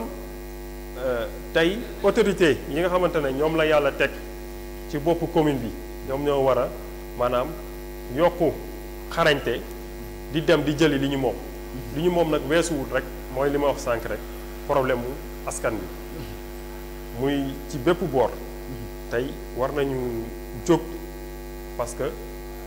maire yi foofu la ñu rawantee fi ñu rawantee mooy ñi nga xamante ne tooguñu seen commune rek ne yàcc na yasar dañuy jóg dem di jëli li ñu moom ci ministère yi dem di jëli li ñu moom ginnaaw bi nga xamante ne président wax na ko ay directeurs généraux ñu war ko exécuter te exécuter wuñu ko donc loolu moo fi manqué dafay manqué bu baax a baax a baax président nag tey ñu ngi koy sant ci li nga xamante ne mooy électricité bi parce que tey bu ñu waxee lu mel ni commune Tivaouane Peulh Niague manqué woon na lool rafle woon na lool courant tey courant daanaka jooyatuñ ko ci commune bi daanaka fépp foo dugg rek am na courant ndox bi daal mooy problème te ndox bi xam naa ni pour bientôt dinañ ko saafara parce que pression bi nga xamante ne moom moo fi nekk actuellement doyul pour mu mën a desservir population yi ñi fi am sax robinet ñu ci gën a bëri guddi la ñu rot parce que pression bi doyul mais avec KMS 3 bi jàpp nañ ni commune Tivaouane Peulh Niague yëpp danañ am ndox ak usine bi nga xamante ne moom la ñuy waaj a def fee ci Déni Géej muy usine de dessalement d'eau bi c'est à Bënnooba sax mën naa wax diggante Bënnooba ak Kër Marème Mbengue dina permettre aussi population bi coow aussi tamit bu jur coow aussi non jur na coow jurul coow parce que xam nga tax mu jur coow maanaam dañu waroon yëgluwuñ population bi parce que bi ñuy déplacé wu dem foofu dañoo waroon yëgal population bi lu mu dee nga wax ak le chef de ville parce que fii ay village la ba léegi village nag boo fay dugg da ngay wax ak ka nga xamante ne maanaam moo nekk ci bopp village bi kooku mën a aviser ay lieutenant am nga xamante ne bu ngeen ñëwee du am chevauchement du am dara waaye ñoom fa nga xamante ne foofu la ñuy exploité du moomeelu askan bi parce que ci bande filao yi la domaine maritime la donc loolu amul dara loo xamante ne da koy yàqal population bi donc malentendu la boo xamante ne amoon na mais léegi jàpp naa ni saafarawu na ci ginnaaw aussi bi nga xamante ne tey ñoom balaa ñuy implanter sax usine bi tey boo demee foofu ndox yi commencé nañ ko dugal pour que au moins au minimum population bi mën a am ndox balaa ñu fay jëlee ndox di ko joxaat waa Dakar. Mouhamed yow nga gis ne tamit zone boo xam ne xaw nga maîtriser tuuti ñu ne ñoom waa dëkk ba ñu ne bon état bi lu mu prévoiroon ak lu mu bëgg a jël aussi tamit da ko ëpp est-ce que nekkul tamit actuellement état loolu mooy doon seen problème ak ñoom fi ñu prévoiroon def usine bi ñu bëgg a pousse aussi tamit ba dugg seen biir moomeel aussi est-ce que du poser problème. bon jàpp ma ni loolu pour le moment am na ci man li ma gis. mais ñoom ñoo ko wax aussi. waaw moom laa wax parce que tey en réalité gisaguma ñu samp fa dara. gisaguma aussi loo xamante ne mën naa ci avancer ci côté information boobu la nga xamante ne man moom laa jàpp te moom laa gisoon mooy que ni ci biir bande filao yi fa la ñu implanter seen usine boobu parce que dafa war a jege géej bi warul sori géej bi donc jàpp ma ni ñëw nañu laal extension village bi. voilà Mouhamed ci loolu sax la ñuy xaw a taxawandu tuuti ñu dem commercial ñëwaat comme li ñuy wax rek du face à after ndogu la donc dafa am ñoo xam ne dañ see bokk foog ñu jël seen wàll donc ginnaaw loolu yéen mbokk téléspectateurs yi yaakaar naa ni première partie bi jural na leen njëriñ dégg ngeen ni waxtaan bu ñu am ak ki nga xam ne tey mooy Mouhamed Faye mu nekk koo xam ne aussi tamit waxtaan bi nga xam ne tey jot na fi kii ñu xaar rek deuxième partie bi incha allah ñu jéem a attaqué li nga xam ne tey mooy actualité parti politique bi nga xam ne moom fa la nekk APR ak mouvement bu bees aussi tamit ak actualité nationale ak ministre bi nga xam ne moom la nekkal xam naa ne ministre am boobu noonu sax dañ fa xaw a taxaw ni tuuti c'est parce que ministre boo nga xam ne dañ ko fol bu bees ba pare mu bëgg a coow Mouhamed voilà waa régie avec votre complicité suñu mënee dem commercial ñëwaat incha allah.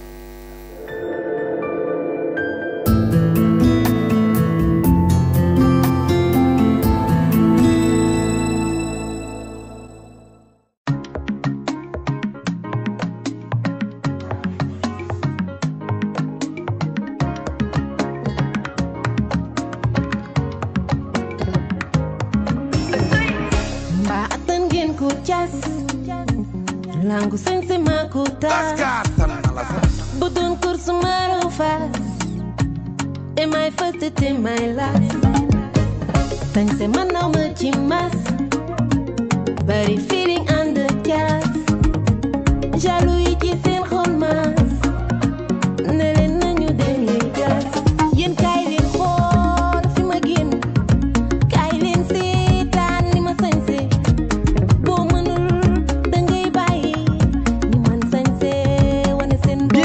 dans votre boutique Dabakh Malick Sy soppey Serigne Babacar Sy lépp loo leen soxla ci xeetu tissu ci façon bu ne si boutique Dabakh Malick Sy soppey Serigne Babacar Sy la fekk baax andil na leen ay tissu yu bees tak lépp luy sling fit danga ko fay fekk ay tissu yu tendance ay jipure yu bees pullu voile brodé bi nag couleur ba bëgg am na ay velours soie Paris brodé ay brodé Autriche ak marigay voile bi nag ay voile brodé voile simple waaw ay voile suisse coton yu rafet voile Sophia xoolal ma voile asli bi voile badiane ak fulaar yi ay fulaar sant yu rafet ay wax yu original dentelle bi nag ay brodé cristal waaw tissu xew yaa ngi ay tissu yu rafet lool xoolal poète bi bir xaa sañse filafil bi nag ak super 100 waaw huissé ay bazin riche ay bazin jesner yu rafet contre jesner ay tube VIP tube Facebook lépp lu jëm ci wàllu mercerie am na fa fii mooy boutique Dabakh Malick Sy soppey Serigne Babacar Sy oui la maison des tissus de bonne qualité xew-xew bu ngeen mënti am mariage màggal cant ngénte ba anniversaire ak lépp lu mënte doon daw si leen gaaw si boutique Dabakh Malick Sy ñoo ngi Tivaouane Peulh en face terrain central waaw la nouvelle révélation de l'habillement boutique Dabakh Malick Sy le rendez-vous des adeptes de belles tissus et classe xoolal sañ si fi mu baaxee seetil waa boutique Dabakh Malick Sy soppey Serigne Babacar Sy adresse baa ngi Tivaouane Peulh janook terrain central numéro téléphone téléphone 77 557 37 67 76 791 84 26 boutique Dabakh Malick Sy soppey Serigne Babacar Sy la qualité la beauté des tissus mooy sunu bonheur. kaay leen xool doo am defet ku la waaj doo am defet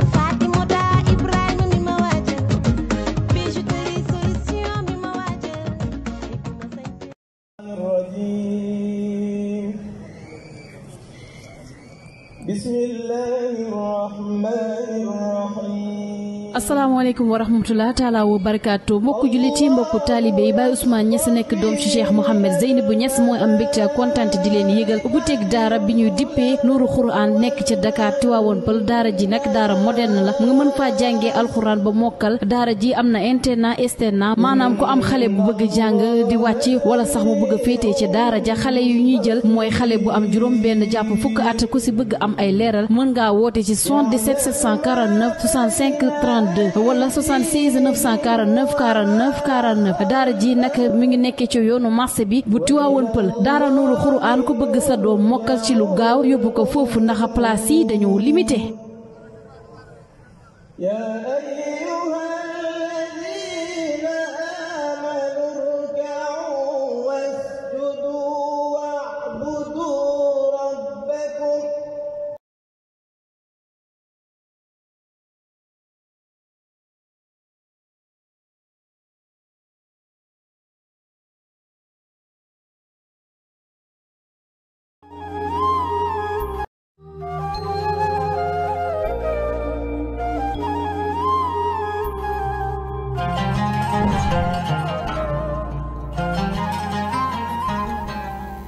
voilà donc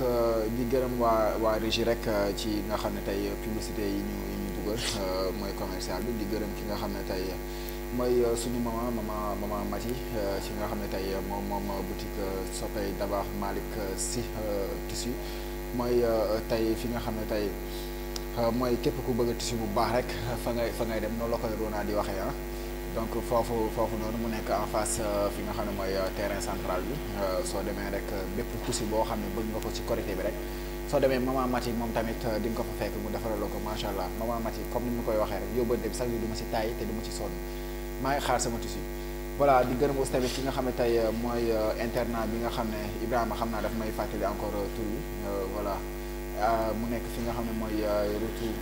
Sëñ Ousmane mu nekk fi nga xam ne tey ci marché yoonu marché Tivaouane Peulh bi la nekk donc rek képp koo xam ne aussi tamit bëgg nga sa doom yokk xam-xam ci alxuraan wala tey mu mën a mémoriser alxuraan ci benn laps de temps aussi tamit ñu yar ko parce que tamit nekkul daara boo xam ne dañ lay jàng rek bàyyi nga dem mais dañ lay jàngal yar la yarub diine mais aussi tamit yar la yarub àddina na ngay mën a nekkee donc foofu noonu formation bi am solo moo fa nekk di wax na rek ngeen dem seeti leen pour yi nga xam ne tey pour ngeen am ay ñi nga xam ne tey Sénégal am benn avenir boo xam ne benn avenir bu meilleur voilà ginnaaw loolu yéen tamit mbokk téléspectateurs yi di leen santaat di leen gërëm rek ñu ngi suñu deuxième partie ñu ñëwaat ci Mouhamed Mouhamed ginnaaw bu ñu demee commercial ñëw ñu may la nga souffler tuuti nga recharger encore batterie ñu war a ñëwaat rek Mouhamed tey suñu ne mouvement ànd taxaw gox bi ak Mouhamed Faye man ànd taxaw gox bi mais ak Mouhamed Faye bi pour lan la ci waaw boo gisee lu nekk rek dafa am lu ko waral aussi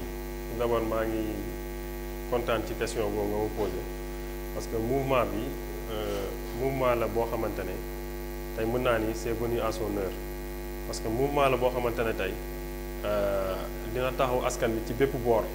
comme question yi nga doon indi sànq ci maanaam taxawaayu mairie bi efficacité mairie bi ni mu waroon dox te doxu ko mouvement bi dina ñëw ci côté yooyu parce que tey dinañ dugg ci gox-goxaan yépp partout dans la commune seeti ji population bi seeti ji askan bi xool ñoom lan mooy seen jafe-jafe ñu koy exposé ci penc mi mouvement bi loolu ko gën a tax a jóg parce que gis nañ comme li nga wax le constat est général lenteur yi fu ci gën a bëri am na fa donc mouvement bi li muy apporté mooy dem jëli ji indi exposé fi nga xamante ne aussi mën nañ ko fa yóbbu fu gën a kawe aussi ñu yóbbu ko fa donc loolu moo gën a tax jóg mouvement bi ànd ak Mouhamed Faye nag Mouhamed Faye ku ko xam ni leader politique la day politique te bëgg na dara ëllëg aussi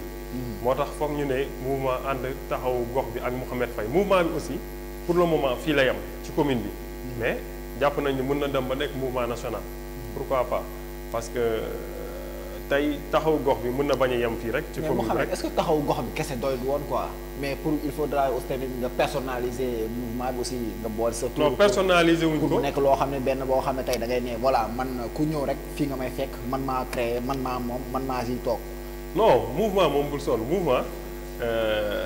bépp mouvement day am koo xamante ne mooy doon responsable moo koy jiite loolu moom mënul ñàkk. mais yow da nga doon responsable moral mais pare mu ne yow sa propriété privée la aussi suñu dégg ak Mouhamed Faye. waaw non pas propriété privée mënoo propriété privée parce que tey du Mouhamed Faye moo jël tur bi rek teg ko ci table bi Mouhamed Faye dafa am ñu muy àndal dafa am staff boo xamante ne ñoom ñooy ànd ñooy waxtaanee tur bi ba teg tur bi ci table bi tey du Mouhamed Faye moo ne jël leen mouvement bi ngeen def ko sama tur wala dara déedéet dañu toog waxtaan bi ñu waxtaanee à l'unanimité pratiquement peut-être à 100%.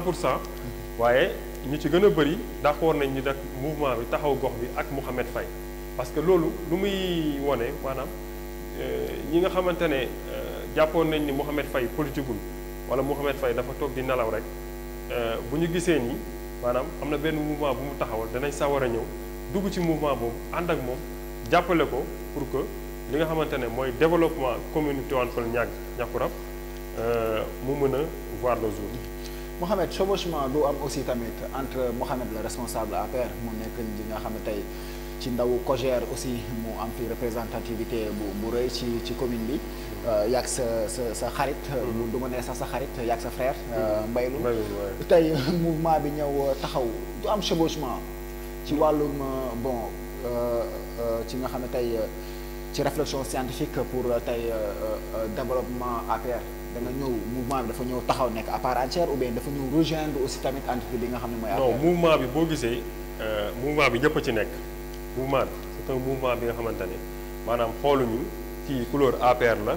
wala kii couleur PDS la wala kii couleur réew mi la xooluñu loolu mouvement bi ñu xool mooy képp koo xamante ne développement commune bi ñor na la yaa ngi ci biir defuñu ko affaire de parti dañ ko def affaire de maanaam li nga xamante ne mooy jàngoro askan bi li nga xamante ne tey fa la ñëpp war a mën a taxawee ñu teg mouvement bi ci loolu amul coloration politique quant à nag Mouhamed Faye moom ak ñi nga xamante ne gëm nañu APR ñi ngi biir APR ba tey te ñi ngi siy liggéey ci def ay jéego ñooy si mouvement bi aussi. waaw am na ñu nekk si mouvement bi moom laa dama la bëgg wax amul maanaam chevauchement entre mouvement bi ak parti politique bi nga xamante ne. mais Mouhamed sa biir panel aussi tamit amoon na chevauchement ci wàllum Ousmane Sonko tey. bi ñu ñëwee sax bu mu demee hôpital bi faju ñu gis kenn si membre yi dugal fa photo. voilà ñun mu andi benn coow bu fa am gars yi ñu ne non waruñu jël mouvement bi aussi tamit boole ko panelu APR bi amoon na fa coow ci biir loolu. coow ci la. sa biir panel mooy ci biir groupe WhatsApp bi. waaw ñi nga xam ne dañoo jël ay photo Ousmane Sonko dugal ko si biir. ñeneen ñi ne waruñu jël photo yooyu di ko dugal ci biir. waaw loolu am na ci mais loolu defe naa ni corrigé naa ko wax naa ci de telle sorte que amatul ci groupe bi parce que groupe la boo xamante comme ni mu la ko waxee léegi rek groupe la boo xam ne nag dafa par exemple groupe bi dañ ko teg ci cadre ñi nga xamante ne ñoo doon ànd ak Mouhamed Faye di politique groupe boobu loolu la woon moo tax boo gisee dañ créé beneen groupe boo xamante ne c'est purement politique nga xamante ne ñi nga xamante ne bokk nañ gis-gis bokk nañ xalaat bokk nañ jubluwaay ñoom ñoo fa nekk mais groupe bële comme ni ma ko waxee ñëpp a fa nekk donc waruñu fa indi ma Samba wala ma Demba mais groupe boobu lan lañ fa war a indi maanaam gis nañ ni lii doxul ci Tivaouane Peulh commune Tivaouane Peulh Niaga lii doxul ci village sangam wala village sangam donc war nañ ko mën a exposer foofu ñu waxtaanee ko ñu xool naka lañ koy solutionné. Mouhamed correction yi nga andi noonu est-ce que reyul beneen panel bi aussi tamit ñu gis nga andi beneen groupe yow yaa ko wax léegi. mu andi beneen panel.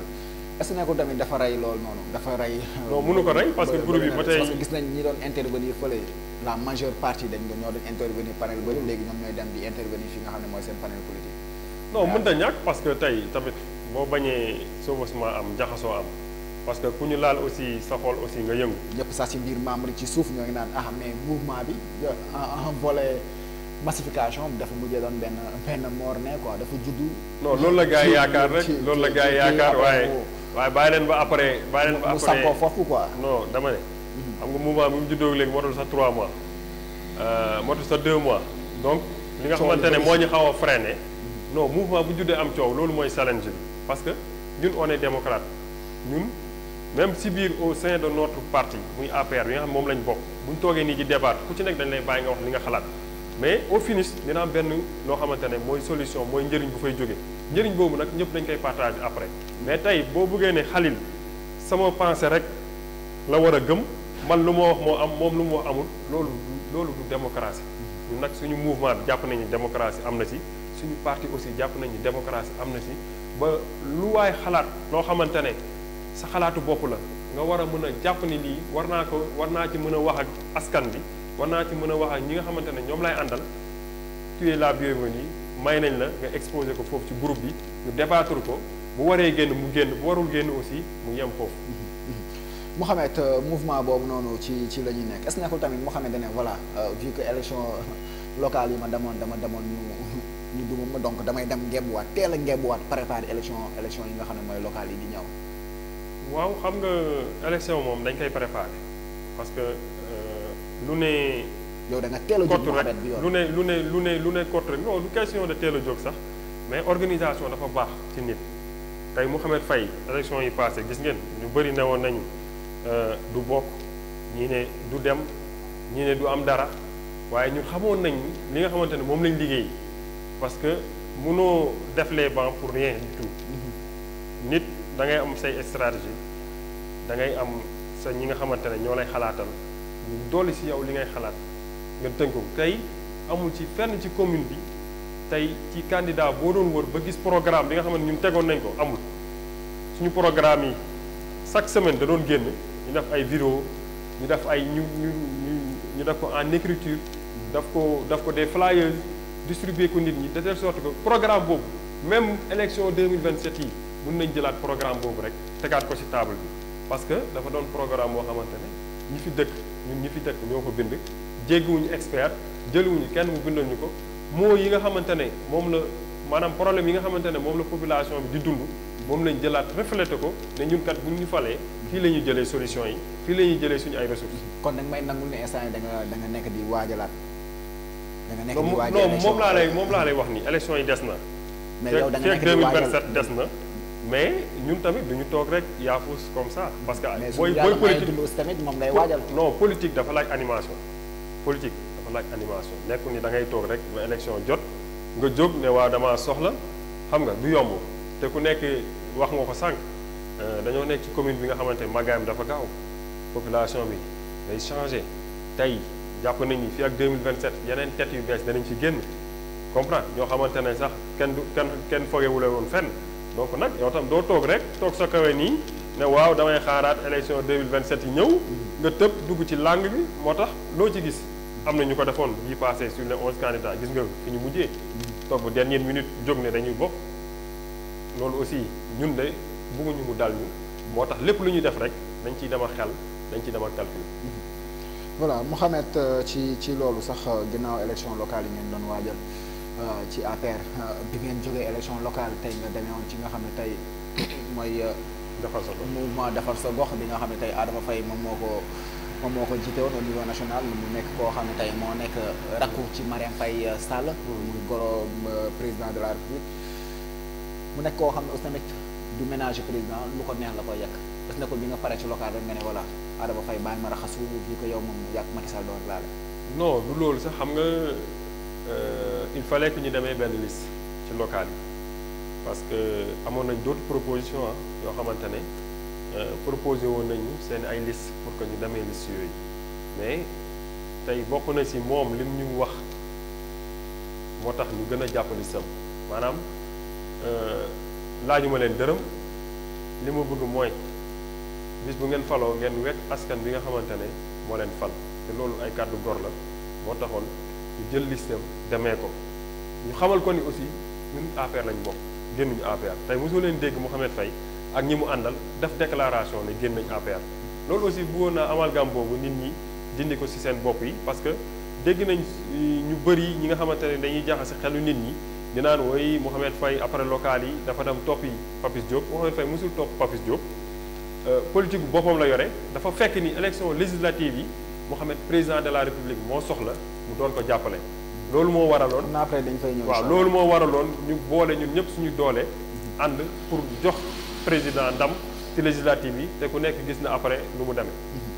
voilà donc Mouhamed législative yow yaa ko annoncé nga jógee local ñëw législative ngeen ne président de la République moo soxloon majorité absolue ci Assemblée nationale malgré cela seen doole bi ngeen boole fii ci Tivaouane Peulh nga nekkoon mandat te ñu duma leen fi ay duma yu métti ci pratiquement 18-20 bureaux de vote ñaari bureau de vote kese ngeen ci gagné mu nekk lajj boo xam ne c'est historique aussi. waaw c'est historique parce que c'est pour la première fois président perte fii parce que mosu perte depuis 2012 ba législative yi waaye loolu boo xoolee nag phénomène la boo xamante ne c'est un phénomène surtout dans la région de Dakar pratiquement boo xoolee commune yëpp boo xoolee département yëpp daanaka waa opposition bi ñoo ko gagné. waaye maa ngi ñëw ci suñu commune nag li nga xam ne def nañ ko déjà dañoo tardé commencé suñu campagne boo xoolee 2 semaines de campagne lañu amoon mais ñun 1 semaine de campagne lañu def beneen bi mooy tamit suñu biir aussi day am ñoo xamante ne buñ jiitalee diw ñu jiital Khalil duñ ci kontaan amaana tey Khalil mi ñu jiital d'accorduñ ci du ñu ñëw discuter ci point boobu mais dañuy dem si suuf di yàq loolu tam am na fi. mais Mouhamed nga nekkoon aussi tamit fi nga xam ne dañ la jiital ba pare ñëpp ñu ne non lan moo tax Mouhamed jógee local mu bedd yoon APR demal liste boppam mu ñëwaat aussi tamit ñu jox ko mandataire comme si que voilà. waaw loolu laay wax ñooñu amuñu. yow tamit amoo waroon am Mouhamed benn grandeur bi nga xam ne tey bi nga ñëwaatee nga ne gars yi ñëwaat naa mais du ma jiite dara quoi jiite leen ma topp seen gannaaw aussi. non du Mouhamed Faye moo ñëw jiite boppam defe naa ni bi ñuy jiital Mouhamed Faye ñëpp a nga fa toog. mais même suñ la wooyee Mouhamed. waaw mais dafa nànk rek gënuñu ma ñooñu tey ñuy wax gënuñu ma bokk APR maa leen jiitu ci APR maa leen dalal ci APR. donc nit nag doo ñëw fekk nit mu toog ci place ba pare nga koy siis place am loolu mënta nekk man kenn mënu ma génne ci APR loolu moom c'est clair ñi fi nekk ñëpp daanaka ñu woowee ay leader ñun ñoo leen dalal biir APR. donc ñoom nag ginnaaw ñoom bu ñu leen yaatalee ñoom aussi dañu war a yaatal seen xol yi xam ni mbir mi ñun ñëpp ñoo ko bokk te lu ñëpp bokk nag fokk am ku jiite Mouhamed Faye tàllalul loxoom ne daf leen ma mandataire dañ maa jël ne ma yow yaa ñu doy yow la ñuy def suñu mandataire ñu door ma def mandataire te ginnaaw loolu aussi élection yi fi mës a am yëpp 2012 ba 2019 nekk woon mandataire waaye liggéey bi yëpp maa ko doon def peut-être dama doon nekk ci ginnaaw du ma feeñ mais liggéey techniquement liggéey élection yi man maa ko doon def kon bañ ma defee mandataire am na ñu tax ñu def ma mandataire parce que amaana bu ñu ko joxoon keneen ak keneen la ma ca mën la ma ci mën a def ñoom mënuñu ko def waaw loolu aussi dañu taxawaay boobu aussi tamit nga ne voilà vu que Mouhamed même si que neew nga ci APR nga mës a bokk ci APR mais am na élection boo xam ne même si que bon contexte yi bokkul demoon nga ber sa daara loolu nga mën a tuddee demal si yëfu bopp même su fekkee demeyoon bañeeru APR donc dañuy jàpp ne rek dem soo ko mënee toxawoon nga tuuti génn nga nekk dugg si beneen néeg même si que si biir kër gi kese nga desoon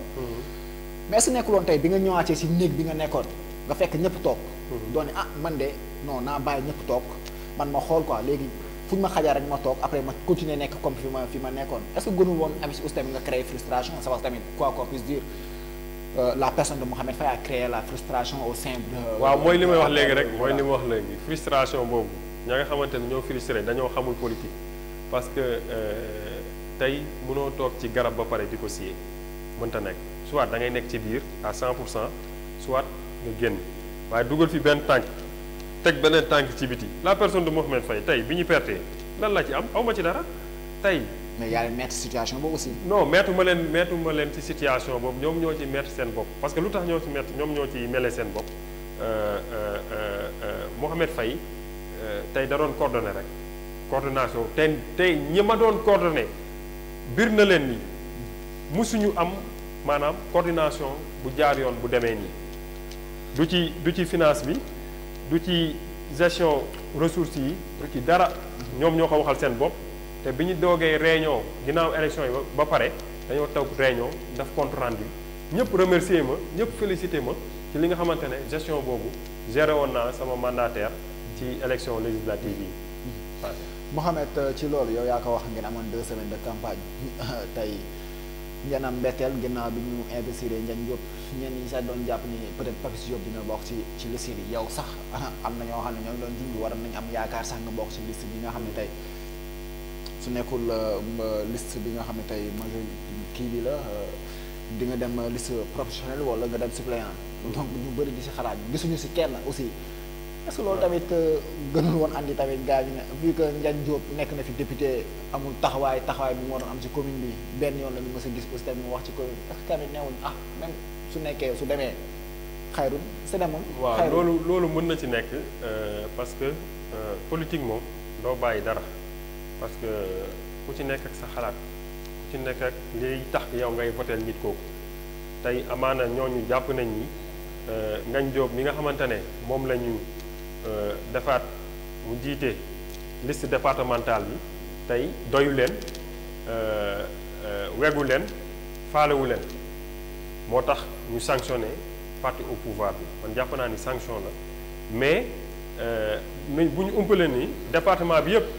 ñaar lañ ci am ñaari député département de Rufisque benn góor benn jigéen muy Ndiagne Diop ak ki nga xamante ne moo nekk soxna si Faye Fat Faye ñoom ñaar la ñu investiroon ñeneen ñi nekk des suppléants muy su ma juumulee mu nekk ay waa Sébi Xotaan ak muy Amintolo effectivement moo nekkoon suppléant ak keneen su ma juumulee Racine Sy la dëkk Sangalkam donc ñooñu leen defoon les suppléants waaye yàlla dogal li muy dogal waaye tey bu ñu jaawatle nii maanaam Tivaouane Peulh dafa war a am candidat député maanaam mën na ko am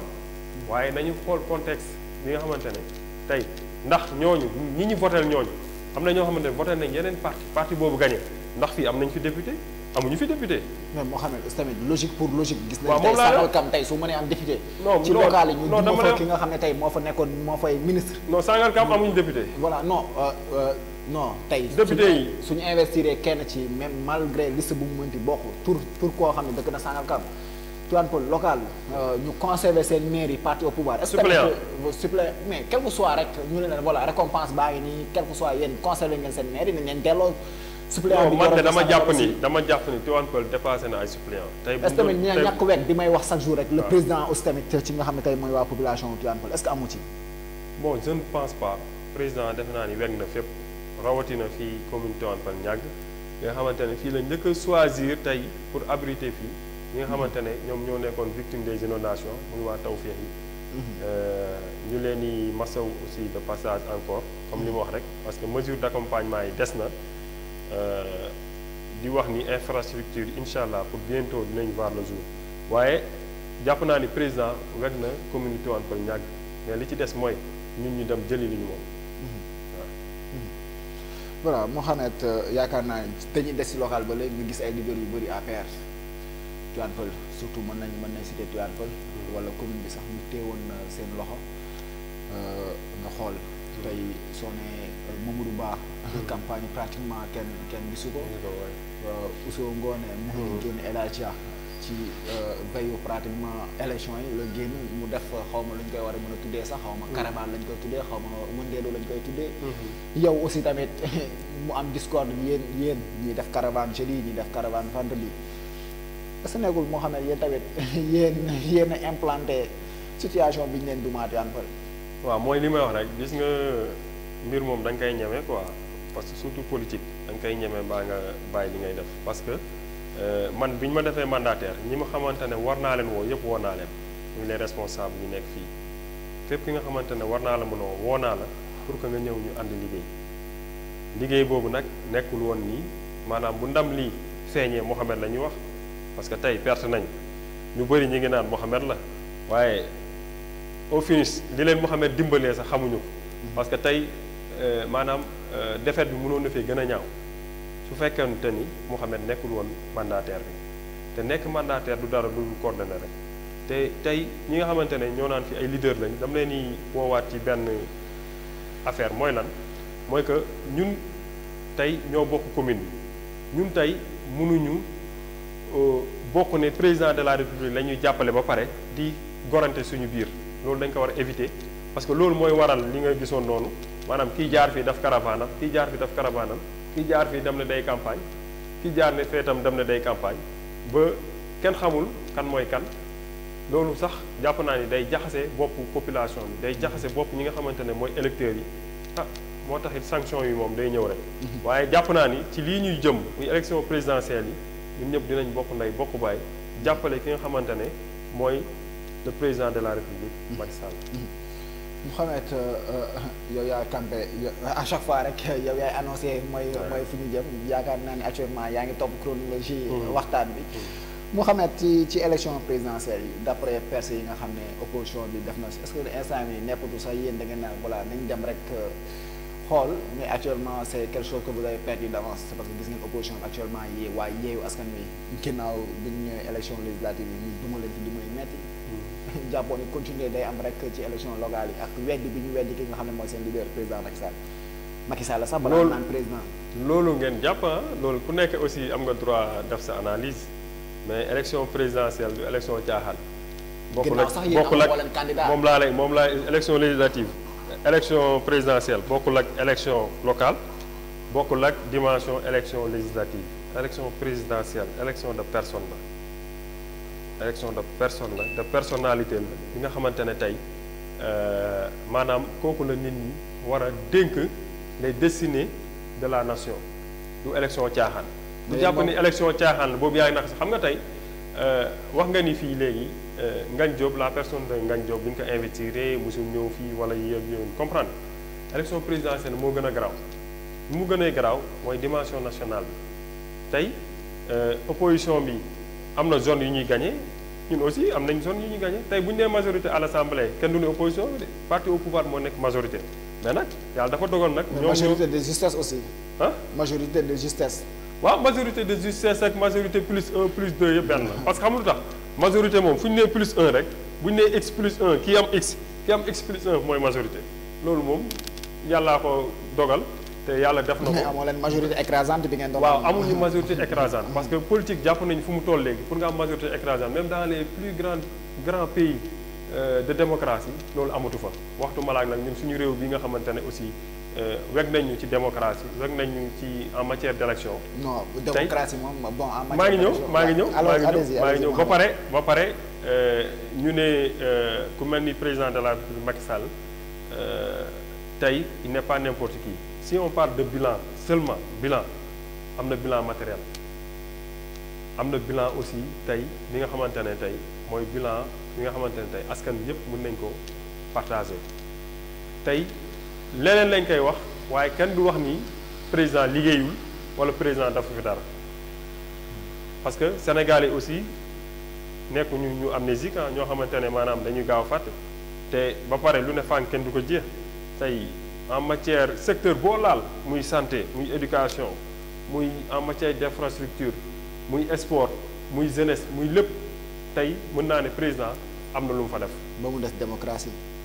moom actuellement. démocratie weesuwul déglu ma rek démocratie weesuwul ñu def ay plus de 5000 et quelques demandes ñu rejeté si ay 200 300 yoo xamante ne pour des manifestations wala yooyu nga ne loolu du démocratie tam weesuwul.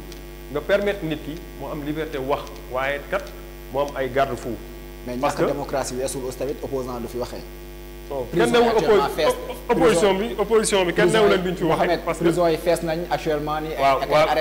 arrestation yoo xam ne kenn xamul fan la. waaw mais ñooñu lan lañ def ñu xëy jël si ñooñu lan lañ wax ak lan lañ def. suba nga toog fii tey. ku génn def sa live ñu jël si la Mouhamed. mais lan lañ def live yow da ngay def live mais da ngay wax tey keneen ak keneen day def live. mais soo nekk président warul def troisième mandat sax non loolu moom amul ñi fi wax déedéet loolu moom d'accord parce que ñi nga fi wax sax du ñu ci télé yi Assane Diouf lan la wax. vidéo bi ñu ko jël si. waaw vidéo boo xam ne dafa daté. appel à l'insurrection ku ko fi def danañ la jël dafa xaw ma teg nañ ko si ba pare. waaw déglu ma appel à l'insurrection ku ko def danañ la jël si parce que du ñu nangu tamit démocratie li ko tubaab bi wax rek trop de démocratie tue la démocratie donc loolu aussi dañu démocratie du nekkul rek loolu neex nga wax ku la neex nga saaga ku la neex nga traité de tous les noms d'oiseaux loolu du démocratie démocratie mooy la buñ la permettre ça pousse à aller à la forfaiture aussi. waaw moom non pas forfaiture amu fii tey Mouhamed Faye demul waxul dikkul kenn du ko seet wala kenn du ñëw di naan dañ koy jël di ko inculper wala dara déedéet ña nga xamante ne ñooy am sañ-sañ ne dañuy wax ne dañuy saaga ne dañuy araftu nguur bi ñooñu tey ñooñu la ñuy jàpp wane ni nii fii dëkkum réewum démocratie la waaye réew la boo xamante ne aussi dañoo jël seen ay mesures ci wàllum sécurité parce que du ñu permettre nit ki toog di à la télé di woo nit ñi naan leen dañ leen dem taal kër di wëg dañ leen dem lakk lii ak nañ leen den def lii loolu c'est pas normal képp ku koy def nag xamal ni li ngay woote du dëgg te li ngay woote aussi du loo xamante ne yow mooy jëmale askan bi ci kanam li jëmale askan bi ci kanam mooy lan ku bëgg a manifester na nga dem manifester pacifiquement na nga wax li la nakar yi maanaam te bañ a saaga kenn te bañ a xotti orma kenn loolu c'est possible waaye yow saa boo meree wala dara xew loo xamante ne yaa ko yóbbee sa bopp nga bëgg a embourber population bi yépp jël ñëpp dugal leen ci benn kees ne ñëpp ñoo yem saaga ñëpp loolu moom jàpp nañ ni du yoon te du li nga xamante ne ndaw ñi war nañ ci roy ndaw ñi li ñu war a roy mooy lan mooy que ni xam ni ëllëgu réew mi suñu loxo lay mujjee te bu ñu taalee réew mi aussi ñun ñooy gën a sonn rek beneen génération bu ñëw aussi dafay sonn rawatina ñun ñi nga xamante ne ñun ñoo toll ci porte yooyu. Mouhamed est-ce que soo bëggee dëkk boo xam dañoo bëgg a manifester pacifiquement tey soo bëggee dëkk bi nga ne voilà ñii dañuy manifester est-ce que jar na tey nga mobiliser pratiquement force de l'ordre yëpp nga ne kaay leen sécuriser benn manifestation boo xam ne tey war na jàpp ne pacifiquement lañ ko war a mën a organiser aussi tamit est-ce que tey war nañ Sénégal war na toll en question de démocratie à chaque fois rek tey ay demande de manifestation ñu koy rejeter. non bu ñu xoolee nii bu ñu xam nga demande yi sous-préfet yi lañ koy adressé wala préfet yi bu ñu leen ko adressé ba pare ñoom ñooy xool en termes de sécurité ndax lii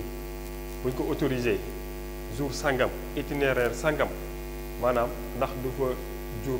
jéyee wala dara benn poser problème d'insécurité loolu ñoom ñoo habilité à ça parce que ñoom ñoo am les agents assermentés ñoo xamante ne ñu ngi leen nekkal sur le terrain ñu ngi leen indi des informations ñoom ñoo xam loolu waaye ngalla bu ñu la autorisé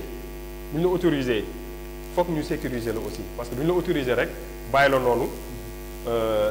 débordement di am wala dara di am. gis nañ ci manifestation xaaral ma ñëw gis nañ ci manifestation yépp yi nga xam ne autorisé nañ ko daanaka amul tey ay débordement yu bari mais manifestation yi nga xam ne autorisé wuñ ko nit ñi dem forcer loolu mooy am débordement parce que bu ñu ñëwee bëgg a def face à l'ordre public face à l'ordre bi nga xamante ne tey sous-préfet yi jël nañ ko buñ ci bëggee def face mais force restera à la loi bu boobaa ñi nga xamante ne ñooy homme de tenue yi tam dañuy jàmmaar ak ñoom rek te loolu yëpp dara jaru ko bi amoon Diourbel fële ca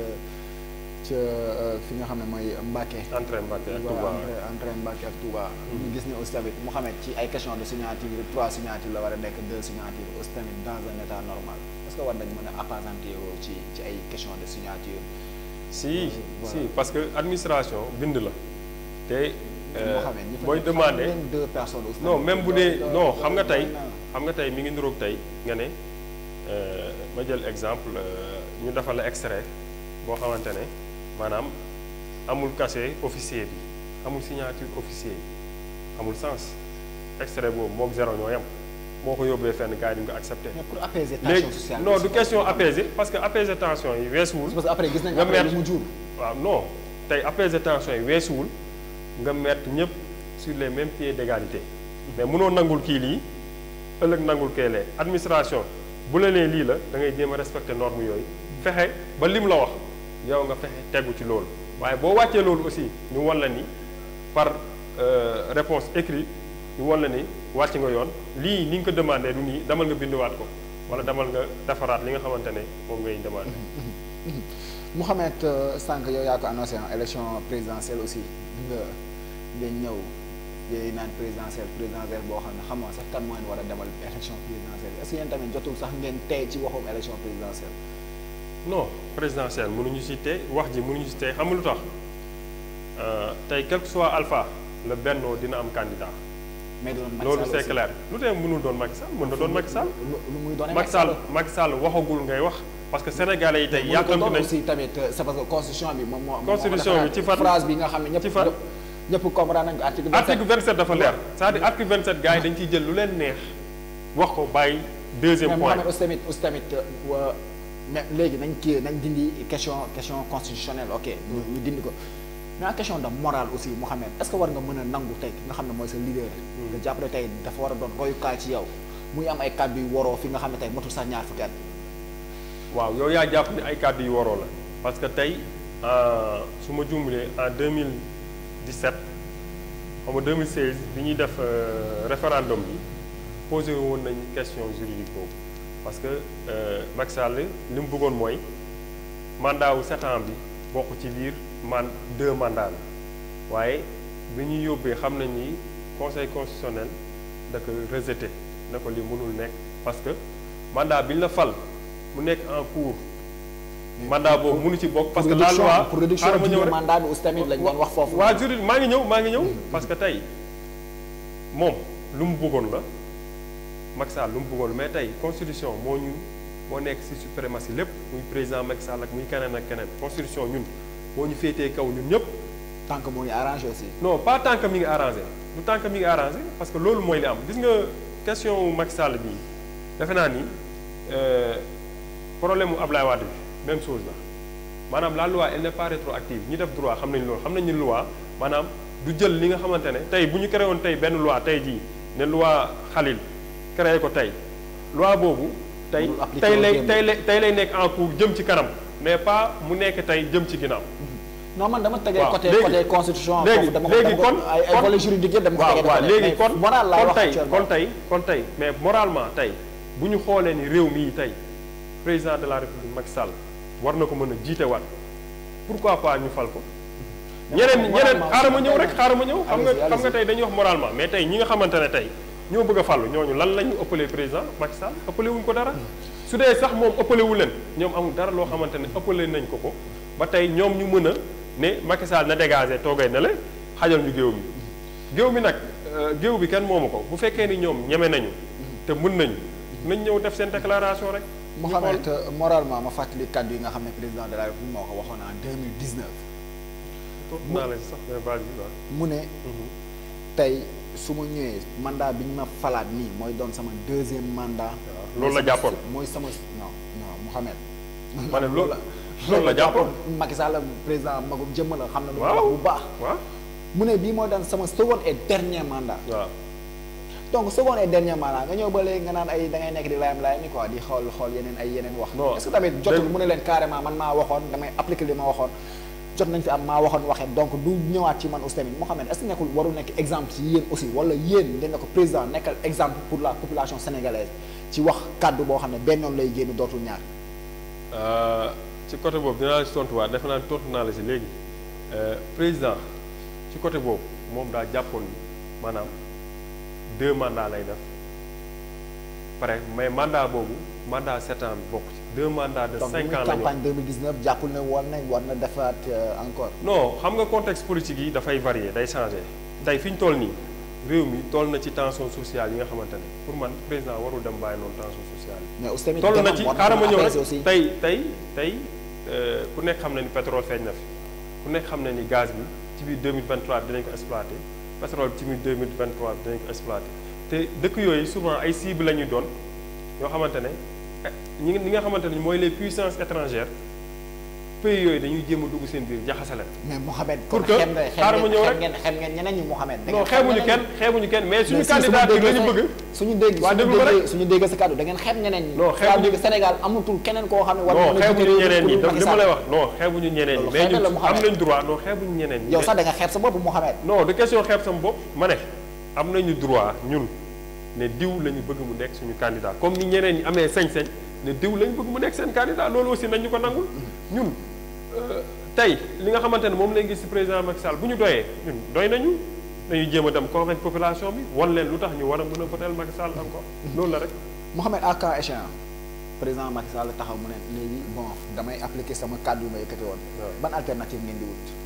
képp koo xamante ne tey jàpp nañ ni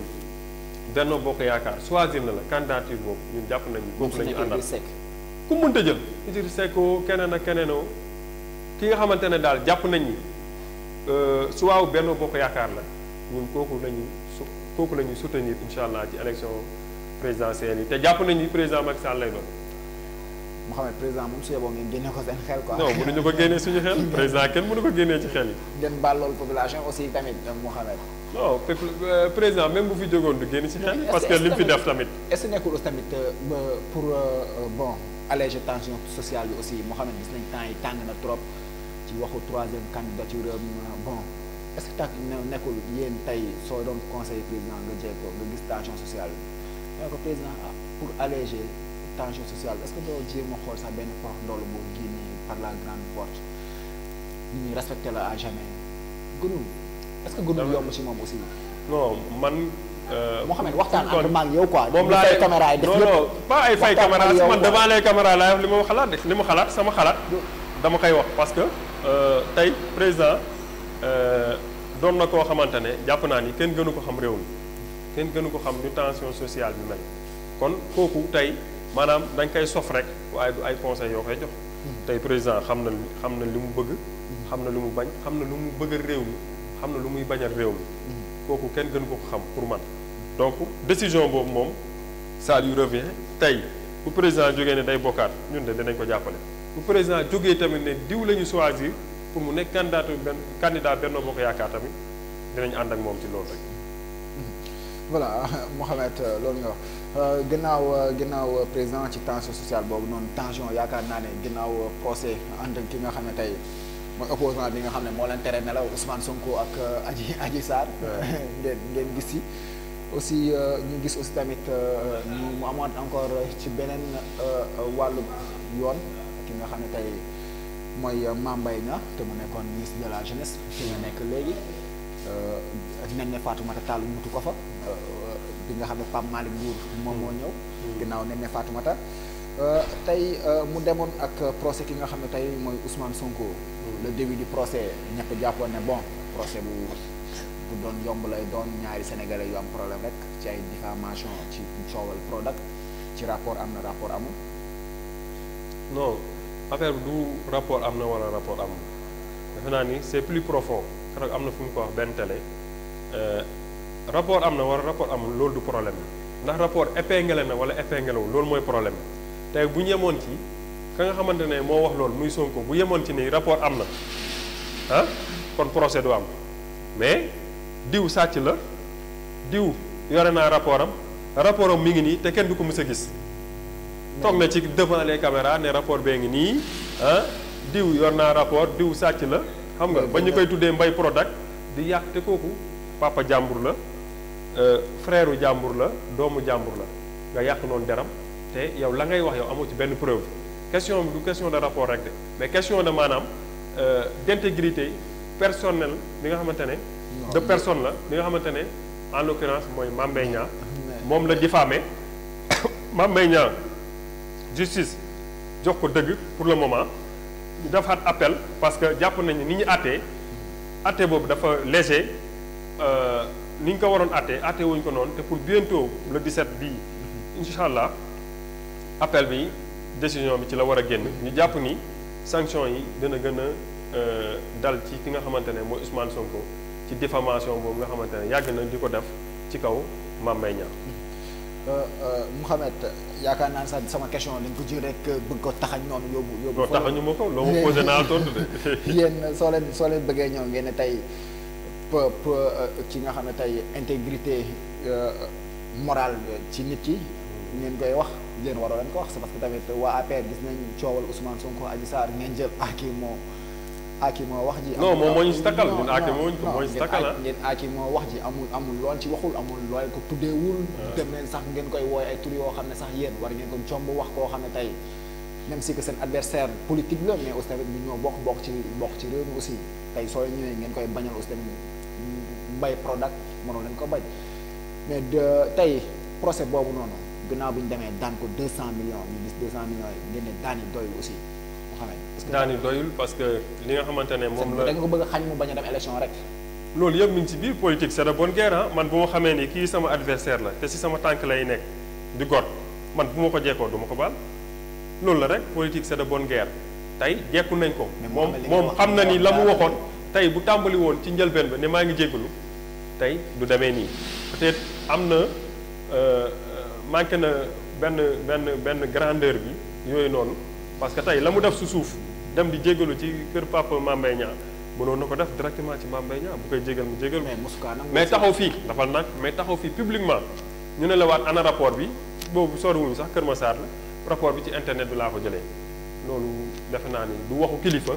parce que kilifa comme li nga wax nii rek yaa ngi ko doon ci 5 Macky Sall na nga ay problème mu kàddoom ak yooyu noonu tey kuy aspiré jiite réew mi doon ndaw yow jëlagoo sax ñuy gis ni yow maanaam boo waxee boo signalé gauche jàdd droite wala nga signalé droite jàdd gauche kooku tey wóoluwuñ ko ñun de pour ñu dénk suñu réew. moo tax lépp lu ñu mën a def pour galgal ko danañ ko def incha allah. mais procès le 17 bi jàpp ngeen aussi tamit ci yéen ci tension sociale bi di ngeen ci wut jàmm aussi. non procès le 17 bi appel la déjà sanctionné nañ ko ba pare pour que ñu revoiraat sanction yi loolu lañ demandé. mais soo amee inverse bi aussi tamit. non bu amee inverse ñu xam ne am na inverse mais bu amul inverse aussi ñoom tamit nañ nangu de leur camp yi noonu la ko justice bëggee. parce que ñoom bi affaire yi génnee dañoo applaudir avec les 2 mains applaudir juge bi ñoom justice bi bu leen arrangé ñu tàccu bu leen arrangé wu ñu ne justice bi baaxul. loolu aussi war nañ ko moytu ci réew. tàccuñu aussi tamit c'est parce que tamit gis nañ leen après loolu def nañ seen conférence de presse. non dañ tàccu wax c'est parce que tamit 2 mois c'est parce que bi ñu waxee rek dañ ne voilà bu ñu tey président Ousmane Sonko day nekk koo xam ne day éligible ba tey ñoom loolu rek lañ ci apprécier mais aussi tamit procès bi gis nañ ñu mu demee ay ki nga xam ne mooy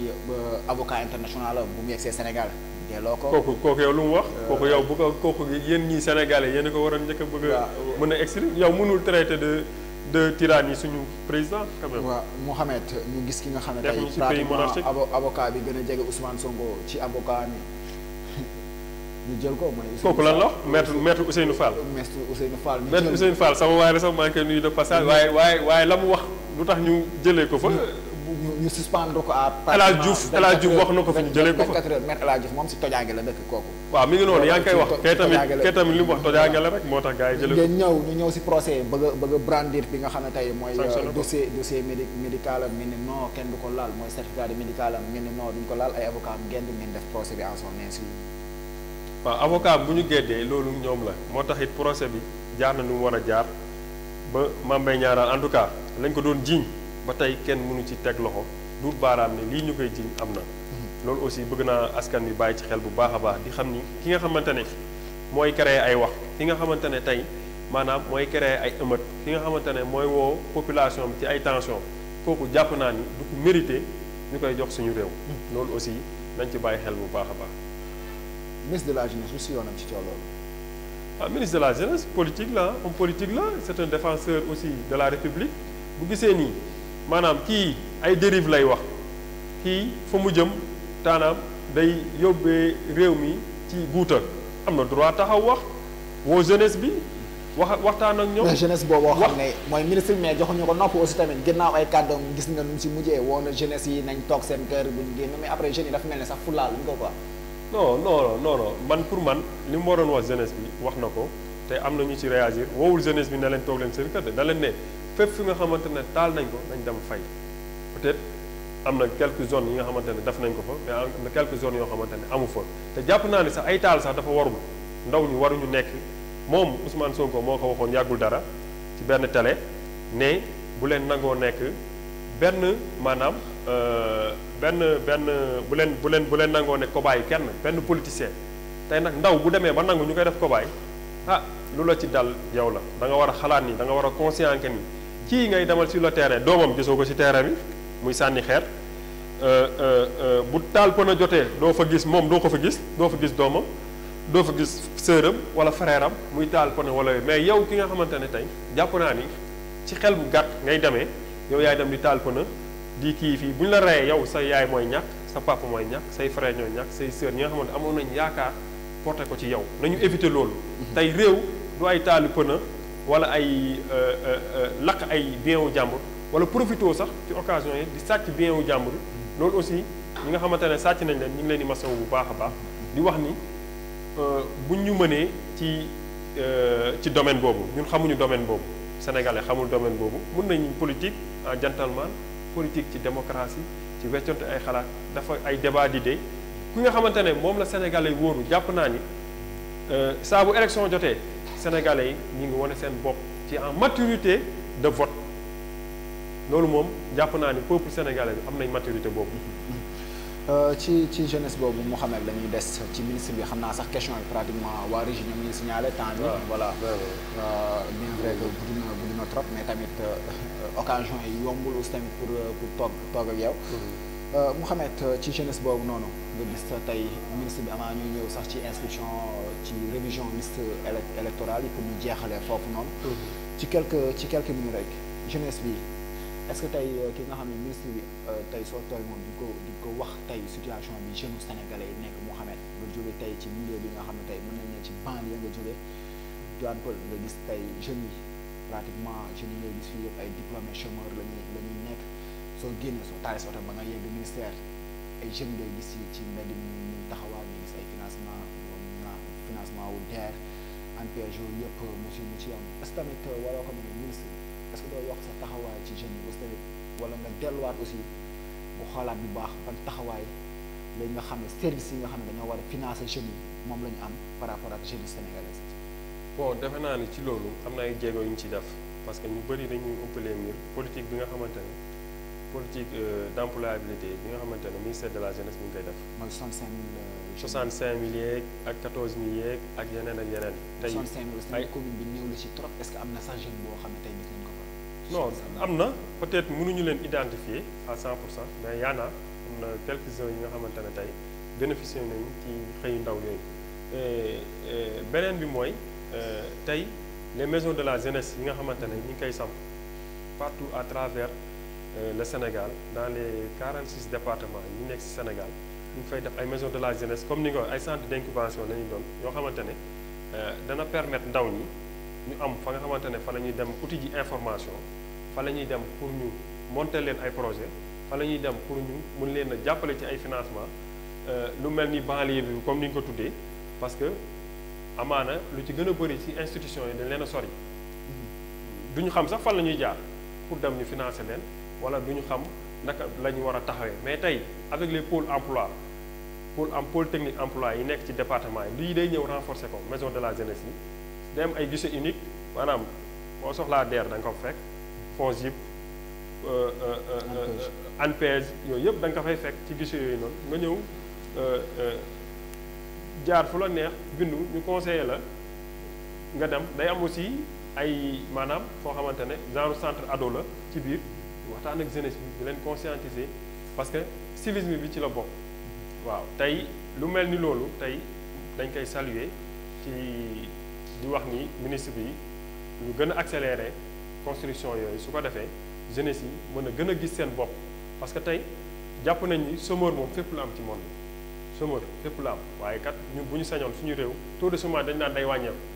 pour mu wàññeeku mais pas pour mu yokk parce que tey lu tax chômeur di bëri ci dëkk bi maanaam dangay gis koo xamante ne dañ ko former mais kii li ñu ko formé maanaam spécialisation bu lu ndaw la ci état di jël maanaam tey boo xoolee fonctionnaire yi dépassé wuñu ay 1 million et quelque ñi nga xamante ne ñooy liggéey ci état ay fonctionnaires dépassé wuñu ay 1 million sur une population de 18 000 habitants xam nga loolu sur une population bi nga xamante ne daanaka jeunes yëpp ñi ngi jàng ñi ñëpp ay diplômé lañ ñi ñëpp ay universitaires lañ loolu du yomb ñu gérer léegi nag état bi lu mun mooy créer ay mécanismes fexe ba ñooñu tey ñu am taxawaay bu dëgër ñu am un financement boo nga xamante ne tey état bi da leen di boole ñu doon soit en GIE soit ñu bàyyi leen ñu financer leen personnellement defe naa ni état bi ñu ngi ci tànk yooyu te loolu dañu bëgg nag président de la république ñu baral ko avec le ministère de la jeunesse su ko defee ndaw ñooñu mën a gis seen bopp ci li nga xamante ne mooy xëy ndaw yi. Mouhamed ci ndaw ñooñu aussi tamit ñu gis ci mbindum liste électorale ñu gis ay ndaw yu bëri dañuy nekk ay primo votant mooy ñi nga xam ne tey doon ñoon voté dañuy ñëw voté côté. ci commune bi aussi nga gis ñi nga xam ne tey dañoo jóge si dëkk wala ñëwaat ci dëkk révision liste électorale boobu noonu ñu gis aussi tamit mu xaw a bëri sax coow ci yenn dëkk yi. surtout à l'étranger ñun am na dëkk yoo xam ne amuñu tey fi mu war a mën a bindoo ci mel ne Chine Belgique safula Suisse plutôt juróom benn dëkk sax lañu wax tey est-ce que tamit warul nekk priorité aussi tamit ñu bàyyi wala ñu réfléchir ak ñu bàyyi ba mu des ay weer ci élection rek ñu soog a mën a dugg jëmal nit ñi see waaw xam nga loolu code électoral bi la rek code électoral moo ko prévoir te acteurs politiques yëpp bokk ci maanaam d'accord ci donc du loo xamante ne dañ koy bind di tic au tac mais acteurs politiques yëpp ñooy toogaat waxtaanaat xool bu réviser code bi bu jaraatee ñu réviser code électoral ñu réviser ko comme li nga wax pour que ñu permettre gars yi ñu am plus de temps mën a dem inscrire ji ñii doon les nouvelles inscrits ñu mën a dem inscrire ñi nga xamante ne dañuy changer seen lieu de vote aussi mën ko def ci dans un temps bi nga xamante ne mu doon un temps record. Mohamed yaakaar naa ne loolu la ñuy sax tëjee waxtaan bi ginnaaw bi ñu la bàyyee rek ñu jàpp ne peut-être def nañ le tour de l'actualité ci nga xam ne waxtaan nañ on a eu pratiquement 2 heures de temps loo xam ne yombul kii ginnaaw rek loolu noonu kàddu yi nga xam ne tey da nga koy jox ñi nga xam ne tey ñoo la jox nopp di la doon seetaan ñi nga xam ne dañoo ànd ak yow ànd ñoo yow aussi tamit ñi nga xam ne dañ la topp rek te yàlla tax wala ñi nga xam ne ay fidèles téléspectateurs yu TP TV lañ. waaw li may wax d'abord mooy ci wax ni rek le maire Papis Diop mu gën a góorgóorlu ci taxaw askan bi ci li nga xamante ne mooy bëgg-bëgg askan bi moom ak équipe bi mu àndal yépp ñu ngi leen di ñaax ci loolu di nuyuwaat bu baax ñi nga xamante ne ñoo ñuy seetaan ñëpp à travers vos zones TP TV di la nuyu yow sa invitation bi di rafetlu invitation bu baax parce que dinañu permettre ñu expliquer wu ñu mën a wax ak commune bi nga xamante ne fii lañ bokk fii lañ dëkk di nuyu ñi nga xamante ne ñoo bokk ànd ci mouvement taxawu sa gox bi ñëpp maa ngi leen di nuyu di nuyu aussi ñi nga xamante ne ñoo bokk Benno Bokk Yaakaar bi rawatina ñi nga xamante ne ñoom laa bokkal nekk APR ma leen di nuyu bu baax di leen jaajëfal di wax ni liggéey bi tey lay gën a metti fii ak 2024 defe naa ni inscription yi gis nañ mi ngi dem jeunes yi ñi ngi ñëw di inscrire mag ñi aussi ñi ngi ñëw di inscrire tey jàpp naa ni commune bi nga xamante ne mooy am le taux le plus élevé après ces inscriptions là jàpp naa ni sama commune lay suñu commune lay doon muy commune yu Tivaouane Peulh Niaga loolu aussi di doon benn satisfaction waaye di doon aussi benn taxaw seetlu ci ñun ñi nga xamante ne ñooy acteurs politiques yi fexe ba ñi nga xamante ne bokkuñu woon ci ñun ñu dem jéem leen a convaincre pour que ñu ñëw bokk ci ñun loolu suñu rôle la te jàpp naa ni leader yëpp danañu nangu loolu pour que ñu ànd bokk ndey bokk bàyyi pour que présidentielle yii di ñëw yàlla mun ñoo may ndam di santaat ñëpp di gërëm ñëpp di leen dig daje ba beneen yoon jërëjëf. merci beaucoup Mouhamed ci kàddu yooyu tamit yow di rafetlu macha allah sa taxawaay. mu doon ay kàddu seede yoo xam ne dañ koy jëmale si yow franchement bon yomb na trop pour ñu coordonner émission bi c'est parce que tamit mën naa ne sax da nga bokkoon suñu planning bi ma ñëwee soññ la ko benn yoon rek laa la ko wax nga ne ma amul problème ba yaakaar naa ne sax tey laa la relancer waat encore ci loolu noonu. donc mu nekk loo xam ne tamit di la sant di la gërëm ci disponibilité boobu noonu aussi sa taxawaay ci nga xam ne tey mooy commune bi aussi tamit di la ñaanal yàlla rek lépp li ngay xaar aussi tamit ci nga xam ne ci nga mëbët a jëm yàlla na jur njëriñ pour population bi aussi tamit ci nga nomination bi tamit dinañ ñaanal rek yàlla doon ay nomination yoo xam ne dañ ciy topp yoo xam ne day gën a élevé ba Tivaouane Peulh tey à travers yow dañuy gis seen bopp fële na ci ministère de la jeunesse aussi tamit à travers yow dañoo bëgg gis seen bopp ci ministère de la jeunesse donc ñu kii rek taxawaay bi gën a dëgg rek nga continuer combat di xeexal sa commune c'est parce que yaakaar naa ni yaa ngi ci taxawaay boobu nga gën ci farlu rek lépp lu ñuy wax rek ñun priorité nitu commune bi lañ priorité aussi tamit commune bi lañ quoi qu'il en soit rek lépp lu ñibbisi rek ñun pour ñun suñu séddale Sénégal ñun lañ ci gën a bëri la te am nañ ci yéen yaakaar incha allah yaakaar ne seen taxawaay war na mën a rafet foofu noonu te yal na yàlla rafetal taxawaay bi foofu noonu ci ngeen nekk di gërëm aussi tamit ñi nga xam ne tey ñoo nekk ci régie bi ki nga xam ne mooy Ibrahima ak Sadam donc ñoom ñoo fa nekk. Ibrahima mooy Seydou moo nekk ci caméra bi tey Sadam moo nekk ci régie bi. voilà di gërëm aussi tamit yéen mbokku téléspectateurs yi nga xam ne tey da ngeen safoo à chaque fois di ñu seetaan rek. tey dañuy jox émission bi rek ki nga xam ne mooy Rona voilà moom tey moom lañ koy déjee quoi même si que chaque mercredi day daw mais tamit di nuyu ki nga xam ne aussi tamit mag la mais dala wekk trop mooy monsieur Ba Zës Ba mu ne voilà mu nekk mag boo xam ne mu dëkk fële na ci abis mu nekk koo xam ne daf la wekk jox la nopp trop macha allah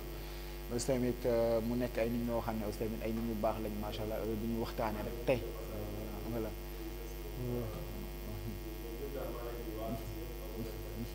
tey bi ñu waxtaanee ci say wax sax bon